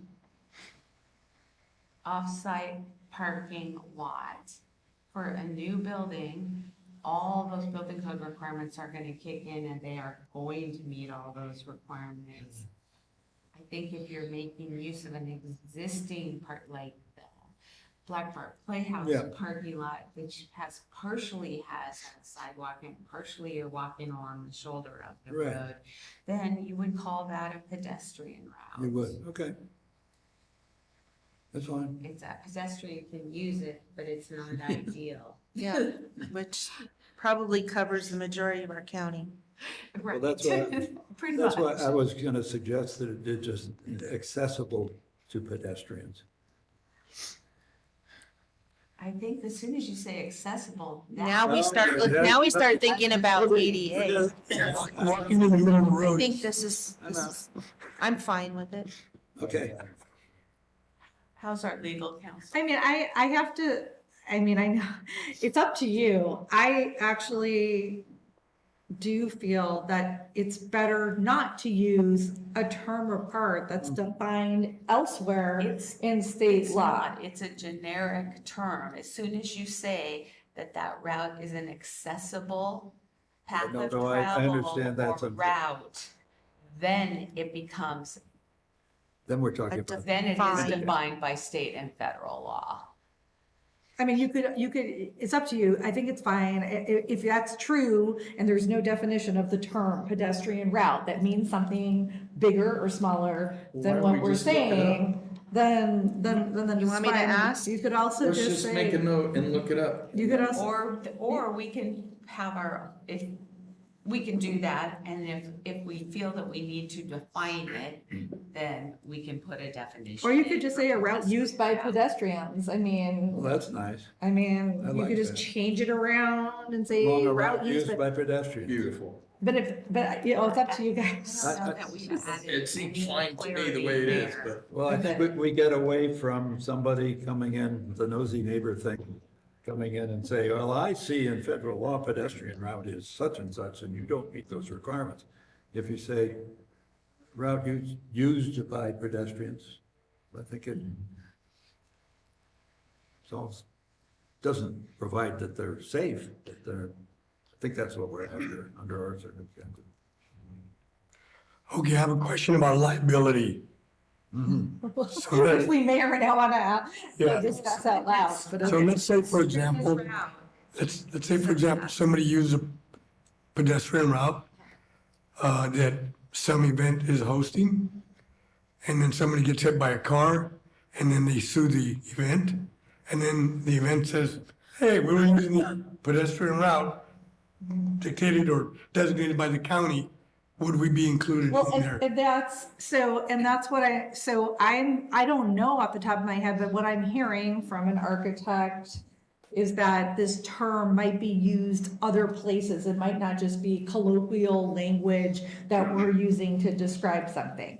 That, if that's true, I think we might want to not use something that has an unintentional definition elsewhere. Does not have a legal Okay. definition. Okay. A pedestrian route can be a paved walkway, it can be physically separated, it could be designated for two-lane or two-way pedestrian traffic. It could provide places for children to walk. It can include sidewalks, walkways, crosswalks, nature trails, paths. Pretty much anything a pedestrian walks on can be a pedestrian route. Except none of that and it's has, assumed it's a safe route. No, I don't think that matters. No. That, we don't want any other assumptions. We're I trying to think, do. Right. I think a route used by pedestrians, what's wrong with that? That's what legal counsel comes up with. I mean, not, as a common sense thing, nothing to do with the law. Right, I mean, if all you care about is identifying that we're talking about some sort of route, could be anything that happens to be used by people walking on foot, if that's all you mean, I don't think it matters. You could say route used by pedestrians and you're fine. If you want it, only if it's a term of art that you care about, would we want to confuse it Yeah. with some other Any phrasing. problem with route used by pedestrians? I don't think it's worth it a moment more, so I am fine with changing that. Marvelous. This. You want to change it? I don't feel like it's important one way or the other. I think we're either trying to tell them they have to put in a compliant walkway or not. If we're not trying to tell them that because we're allowing previous situations, existing situations, then keeping it as generic as possible is good. And I think that is what we're trying to say here. We're not trying to say we're providing a safe and compliant Right. path for Right. you, correct? Yeah. Correct. Okay. Okay, let's go.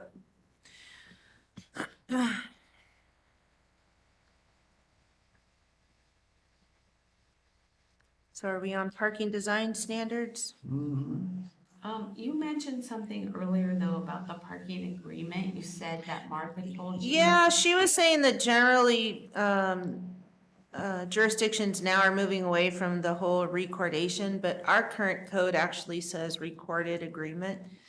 I don't know how you substantiate that if you don't record it, because there's gotta be some sort of a restriction that's noted. I think it makes it a lot easier for the Right. county when there's a recordation. I Right. agree, and I think otherwise you just say, well, my neighbor said I could use this down Right, here. right. Well, now your neighbor has leased that property to someone else and they're using. it. Mm-hmm, yeah. So basically, it's the same, it's the same requirement that we have now, with the exception of the off-site combining zone. We just don't have the combining zone anymore. We're just. Well, this code proposes to eliminate it. Right. Yeah. But that doesn't really change the reality of it. No, I mean, it was just kind of crazy because you had to zone the property Yeah. and then enter into the agreement where, I And that mean, might be- a recorded document is searchable, so it's very easy to locate Yeah. if it exists.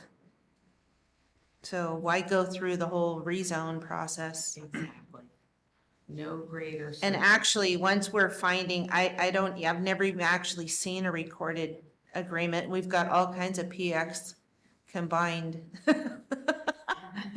Combining zones on base zones all throughout the county, but I can't find any record of a There parking was agreement. Something for that bed and breakfast in Arnold. I remember they had to have some kind of parking agreement Oh, that was, yeah, for their special events. for their special event. Yes, yes. Anyway, parking design standards. I think we're finally to your Yes. slide. How about, has Public Works been consulted on that? Probably not. Because I think it'd be a good idea. Yeah. Oh, they will get involved as we progress.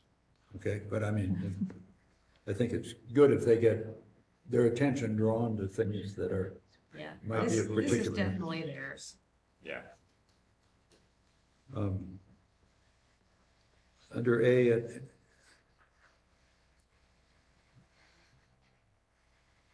wasn't sure that all this had to do with access control. I think we could have a more generalized title for A, like features or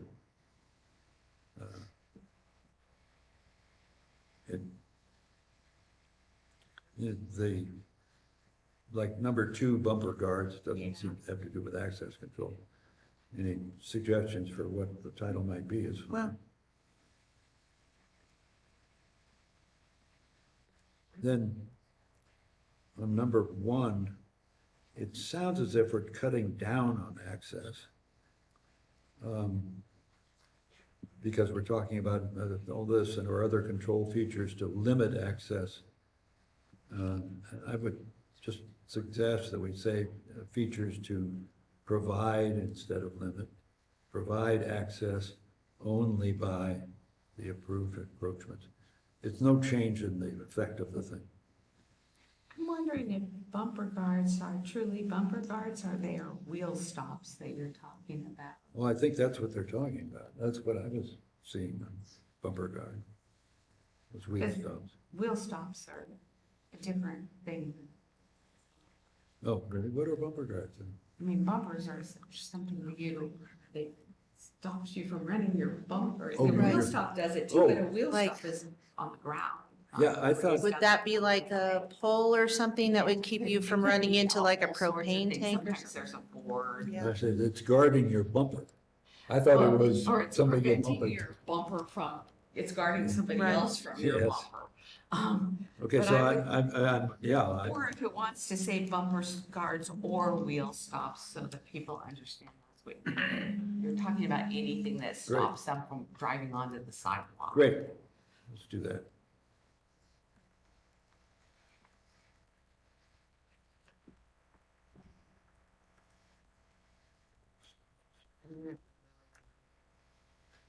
Bumper guards, curbs, or wheel stops. Okay, sure.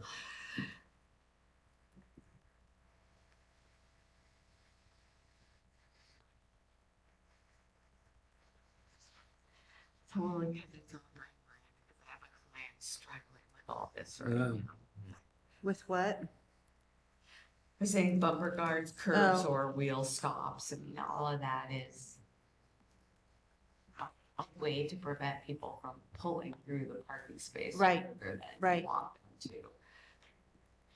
Yeah, or otherwise, Yeah. obstructing the walkway, The the pedestrian A route that could be route. used by a pedestrian. Yeah. When we get into C, C4, the maximum grade, again, isn't this something that's covered elsewhere? I mean, do we need specific maximum grade provisions Yes. here? ADA. Well, no, C4? just for safety. I'm on page 35, I thought it was C4. Oh, I'm sorry, D4, Oh, Yeah. sorry.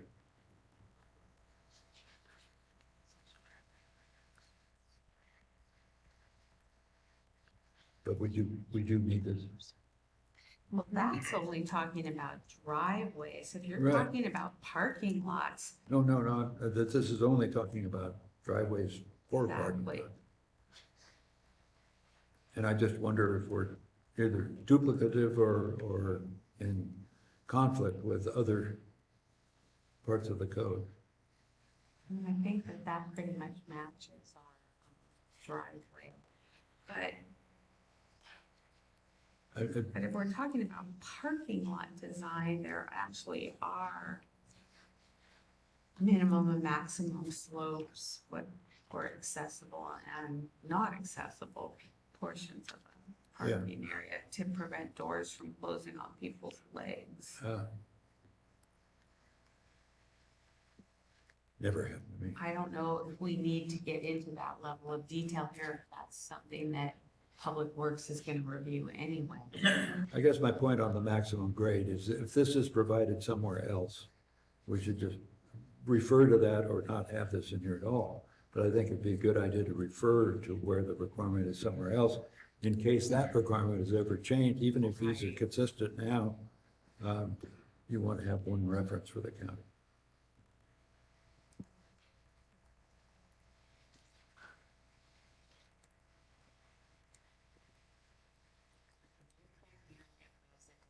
Commercial and industrial parking lots.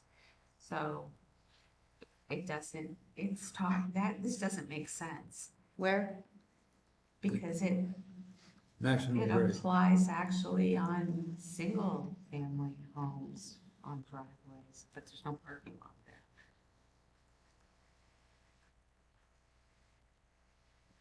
I just wondered where these specifics came from and why they're limited to their application here.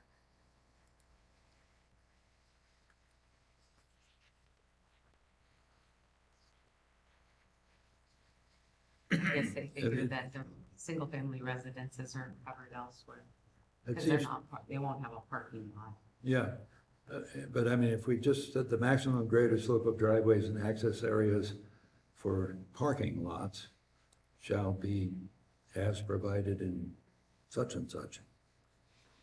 So If- that's not what the requirements are. The requirements are for driveways and roadways, not within a parking lot.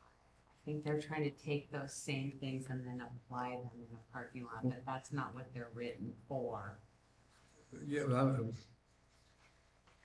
That's why Well- they're not just referencing that. really, okay, because, I mean, here they're talking about driveways and access areas, so not the parking lot itself, I understand. okay?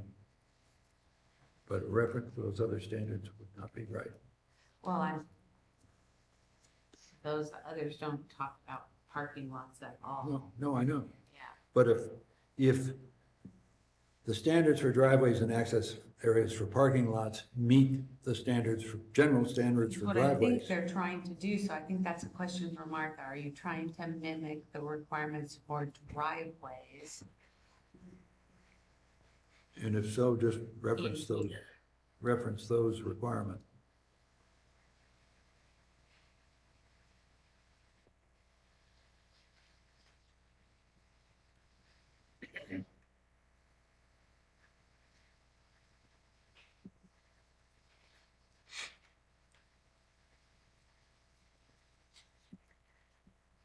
I guess I have a question about whether there's already duplicate provisions in the Public Works ordinance. Yeah, And whether, I mean, I sent an email to Robert Packinger, and it might be that he needs to come in and talk about the extent to which he already has something on the books that he's using. Or have him review this section. Well, yeah, I And then did. Just bring have it them back. review it and make And it comment, consistent with yeah. his. Yeah. Yeah, including citations of where he's finding it. Yes. Is, right? mhm. And here we are, drive-through facilities. Drive-through facility. Anybody, I've got some suggestions, but I'm logging them. I'm reading the trailer accommodations here. Okay, vote.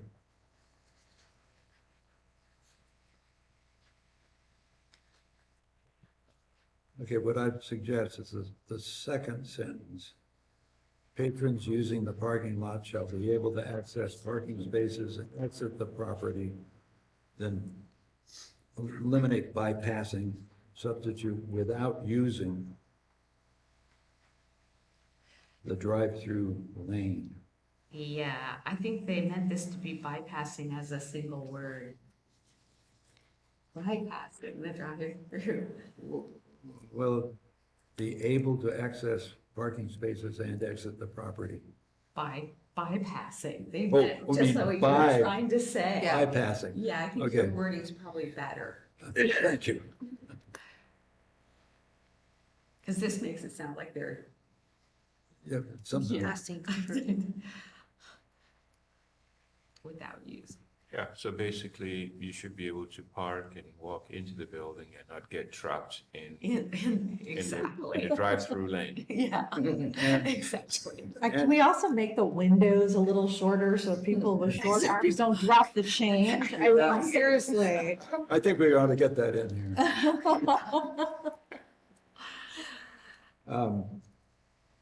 And then at the last sentence, just the above requirement shall be met. Okay, so put the above in front of requirement. Yeah, the above requirement shall be met if a drive-through is added to an existing use. Not just like general requirements, Any any requirement. requirements you like.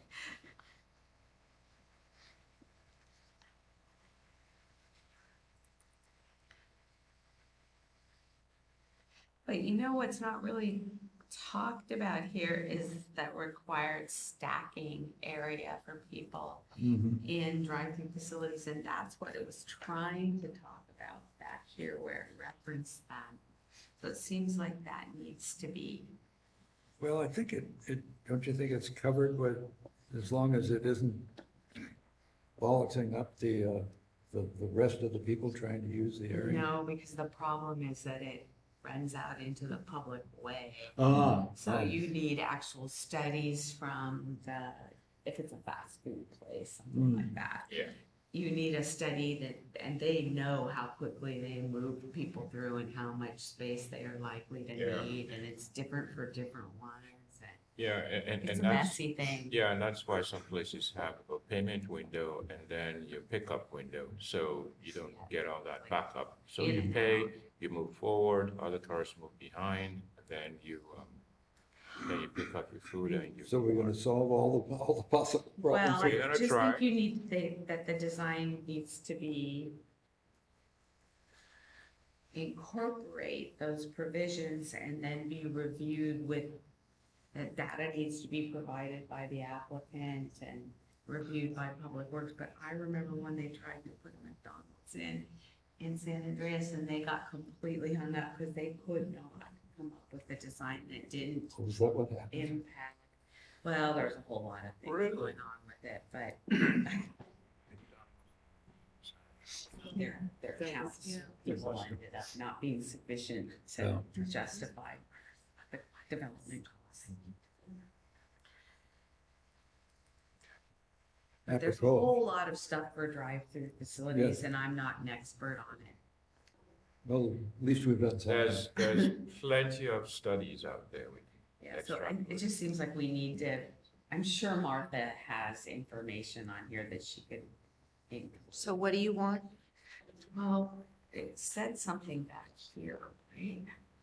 For Vehicle stacking, is that what it is? queuing, stacking. Queuing, yeah, vehicle queuing or stacking Traffic areas for the facility, drive-through page facility. 30. And we've now cited this section as the cure-all. Exactly, that's my concern. Let's see. Oh, it says plus queue space for, so if we could incorporate into the drive-through facilities the other things that need to be considered. Because it's not just that they don't internally muck up circulation, but they can't muck up the circulation on the public roads adjacent So, also. so we're asking Martha to do something about queue space Yes. in this paragraph. Right. That's a great way to pass the buck. Been a long time since I looked at anything happening in the drive-through.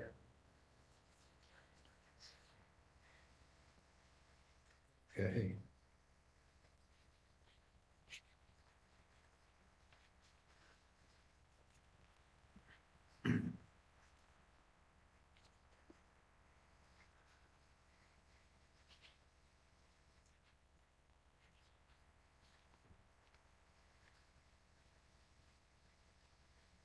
Now, with parking striping, again, I'm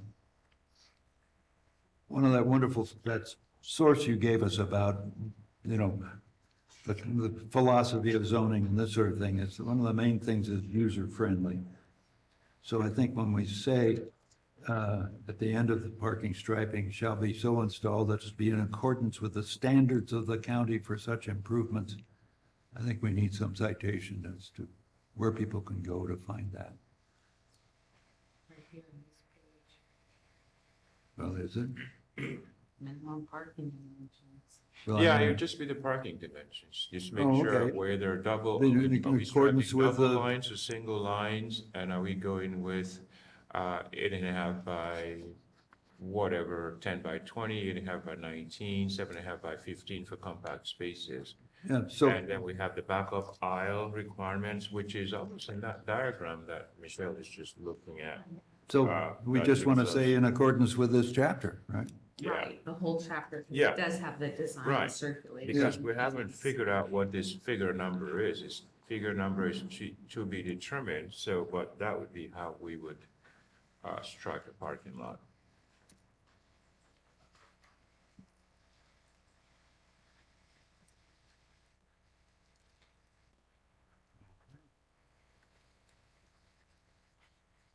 So should we be mentioning in here the accessible? So in accordance with the standards of the county for such improvements and state and federal standards for accessible parking. ADA? Yeah, And the state. That's good. So in accordance with this chapter and what you just said. The Americans with Disabilities Act. Accessibility standards. Yeah.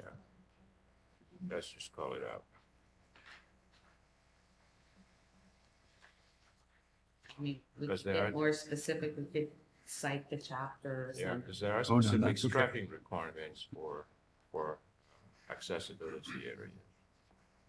I think people will understand. Okay, and under paving, I just have a comment to put in.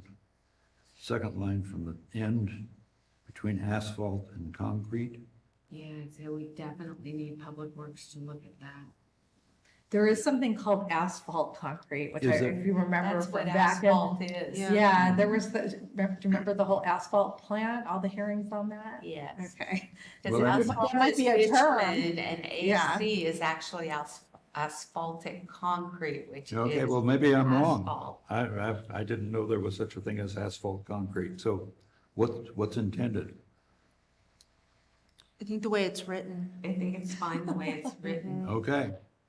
Boy, there's a comma. Or equivalent durable and dust-free surface, yeah. Okay.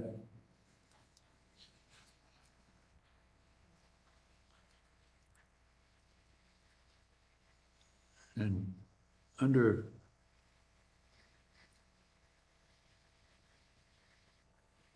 lighting, well, we already have our lighting provisions.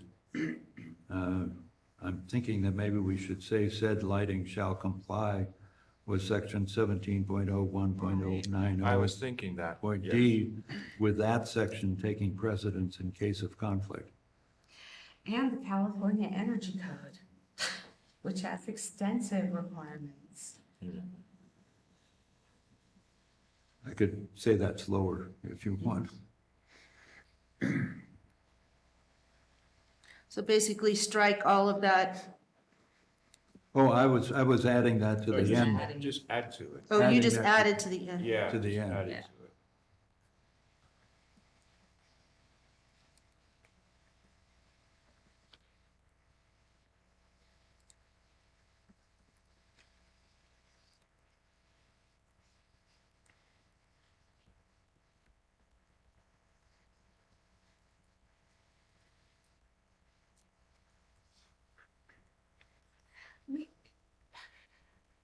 We have somewhere where it says everything has to meet the California Building Standards codes, right?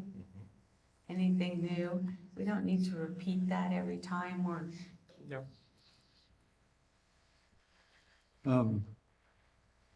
Now, I'm reading the second line from the bottom of lighting requirements, and it talks about hours of use. I mean, a parking lot can be used 24 hours a day. I assume that means like when the store is open or whatever, During the hours of Whatever. operation. hours of what, though? Commercial or, Hours of How do you phrase that? Operation usually. Or whenever the building is occupied. Or when it's. Yeah. Depends on what it is. yeah, I know. But sometimes they would want to have lights on though for security purposes. And they would dim the lighting in the parking lot, but the establishment would be closed, so. we Yeah, don't but wanna- this is only when it's required. Right. So optional would But be. it's all in the California Energy Code.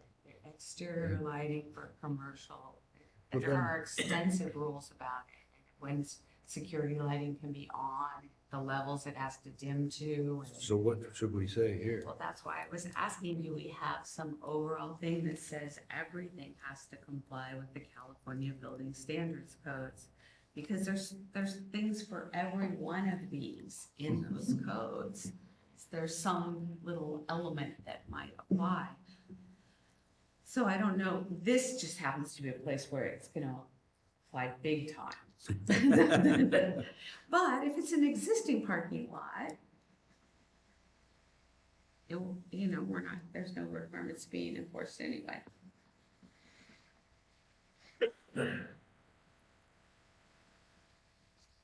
All we have to do is add to here in compliance with section blah, blah, blah of this title and the California Building Standards Codes or the California Energy Code, the current edition of the California Energy Code.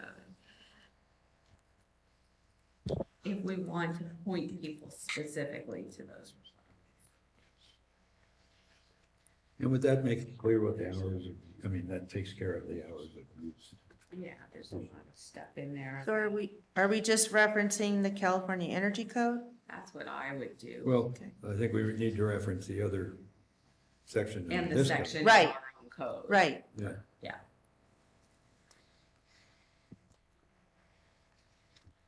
If we wait long enough, the state codes will incorporate everything. Everything. Okay, we only have a half an hour left. We Actually, can finish parking and we'll do post-disaster recovery since that is a one. Yes. Item. yeah, and then I recommend we start signs next time. Right, and then we will start signs on the 29th. Right. We'll finish early. Good. Okay, but let's, Well, hey, I just have limited time left to get my job Yeah. done. So I gotta Yeah. be here. Yes. okay, Well, So- and Hector had to leave early today Oh, too, so okay. So- Yeah, 'cause we're, I do we're have to losing leave. all of you. Yes, so- you're losing me. Yeah. okay, so can we discuss alternative parking area design? Sure. Okay. It seems to me applicants may submit alternative parking area designs to the appropriate review authority, period. I don't know if we need to say, What we say who that is. yeah, well, that's my problem. I think that needs to be the end of the sentence unless we can tell them who the appropriate review authority is. Well, it would have to be the planning director in this case, then I can share that with the public works director, but unless they're requesting something significant, which might require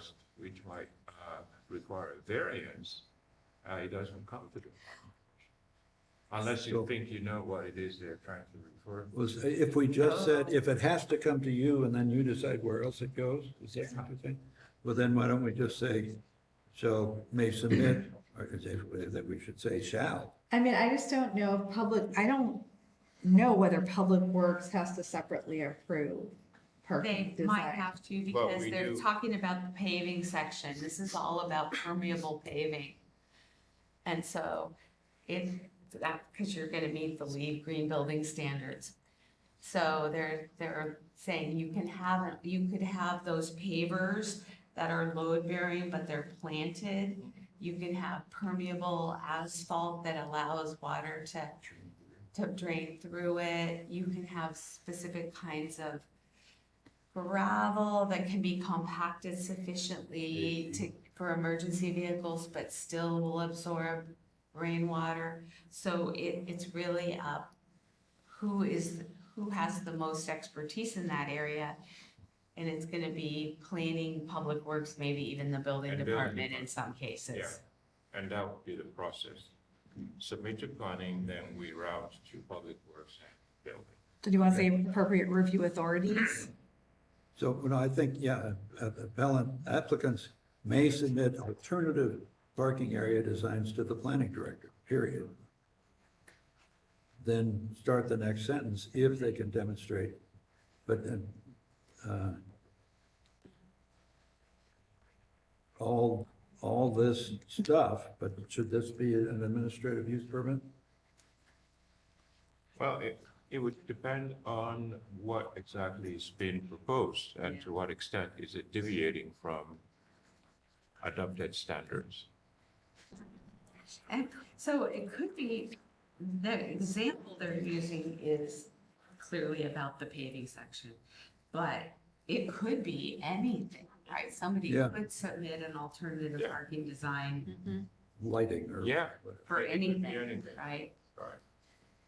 So maybe what it needs to say, like you were saying, appropriate to the planning director, and then the applicant, the planning director will route it to the appropriate reviewing agency. Right.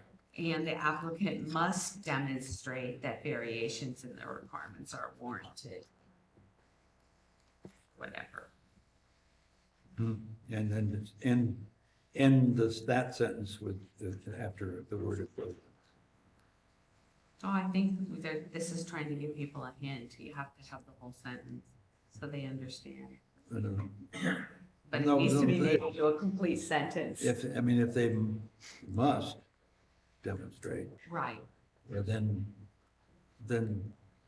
you don't need the alternative parking area design may be approved, but I think we need some indication as to whether, Well, I think you could say an alternative parking area design may be approved if the applicant can demonstrate that variations, okay. right?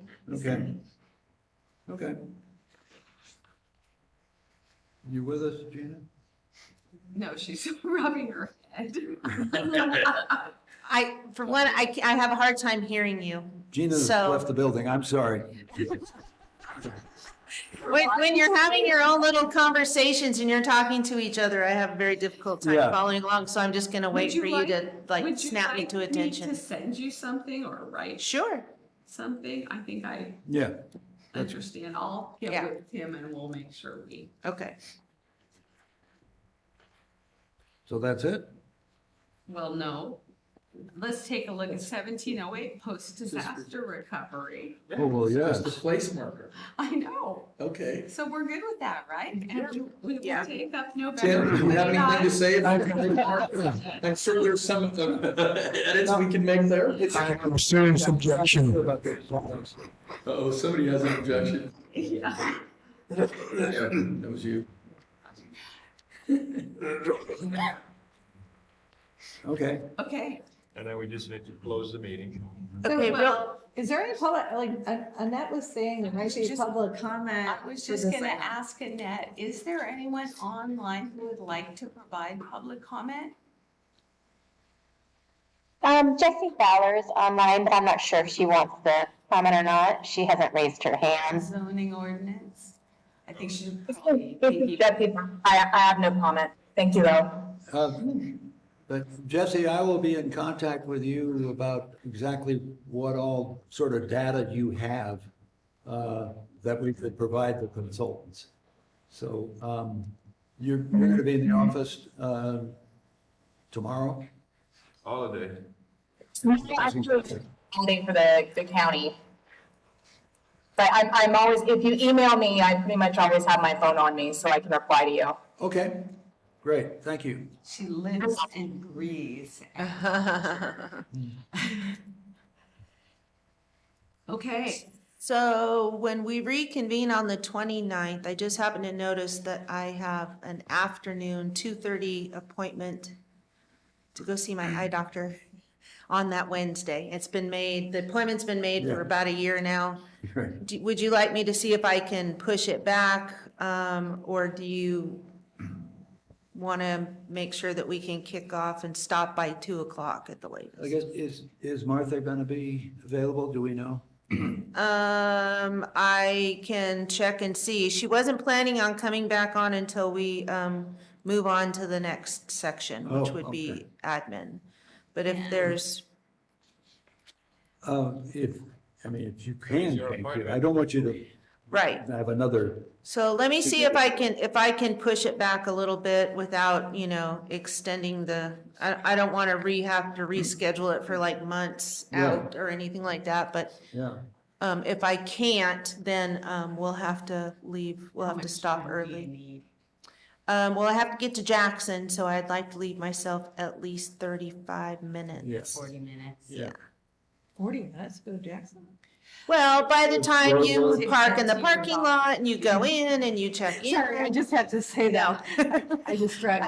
I don't drive as fast as Used to Julie. go- To go from San Andreas to Jackson every day, and it was easy to do it in 20 minutes, and Yeah. now that's just Yeah, not true. well, you There's get more stuck traffic. behind a logging truck or something else and, Yeah. And just getting, if you have to get through town to get to where Yeah. you're going. So what date are we getting back together? Wednesday, November the 29th, Wednesday, Oh, so should 29th. we say that we will end by 1:30? Yeah, that would be, If if I can't push it back, I'm gonna make a phone call this afternoon, see if I can't get it That would later. be fabulous for me too, just because I was supposed to be off that day. On my, going to a conference, but I could just drive later. It's a long drive, but that's okay, so. You're but if going we to a could- conference the following day? No, well, it's in Seaside and starts at 7 in the morning the following day. Oh, Right, Yeah. on the 30th, On the though. 30th. Right, so we ending early could. would be. It would be nicer, but it doesn't have to, Okay. but I can live with whatever So you do. all that's left is signage in this section, so it would be nice if we had the next section start reading during Right. this 2-week break. right, Because that's what I'm planning to do on Thanksgiving. okay, yeah, You are a real hoot. I know, right? You'd be fun to hang out. Yeah. So I emailed Martha this morning, so, we should be, she should be getting me, that final document. Admin. Like I've said, I'm not clear as to whether or not she needs me to look at it again or if we're good to go, but, I think we're pretty much good to go. If not, it'll be just a quick review. I don't think we had anything outstanding with admin. So I will go ahead and, email it to you and, when we get it posted, and then I will copy and send you a hard copy in the mail so you don't have to print it. Thank you. So the 29th, and then our next regular is the 14th of December. Correct. Beautiful. I just don't want to miss it. Wow, it feels like there's space.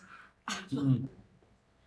It's great. Except for the Okay, pencil. any commissioner reports besides that you guys need to get out of here?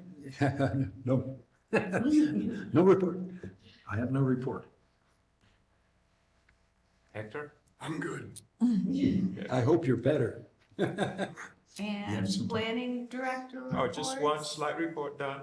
That's, well, Just just, on a timer. well, we are, approved an AUP for a special event, for, the Spur Market Community Event, which is taking place, on the 19th, on the 9th, sorry. What is it? What is today's date? Today's the 9th. Yeah, taking place. There you go. It's gonna be today.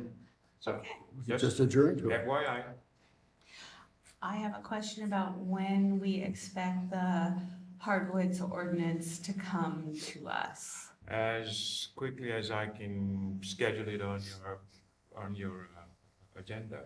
I need to review it. Yeah, well, I mean, but I thought you already did. Well, I'm trying to, Not with the changes. so wouldn't be on November 29th, the earliest would be December 14th. That would work. Yeah, okay, Is you that have okay? enough time. Yeah. for Yeah. that. I'll coordinate with county council.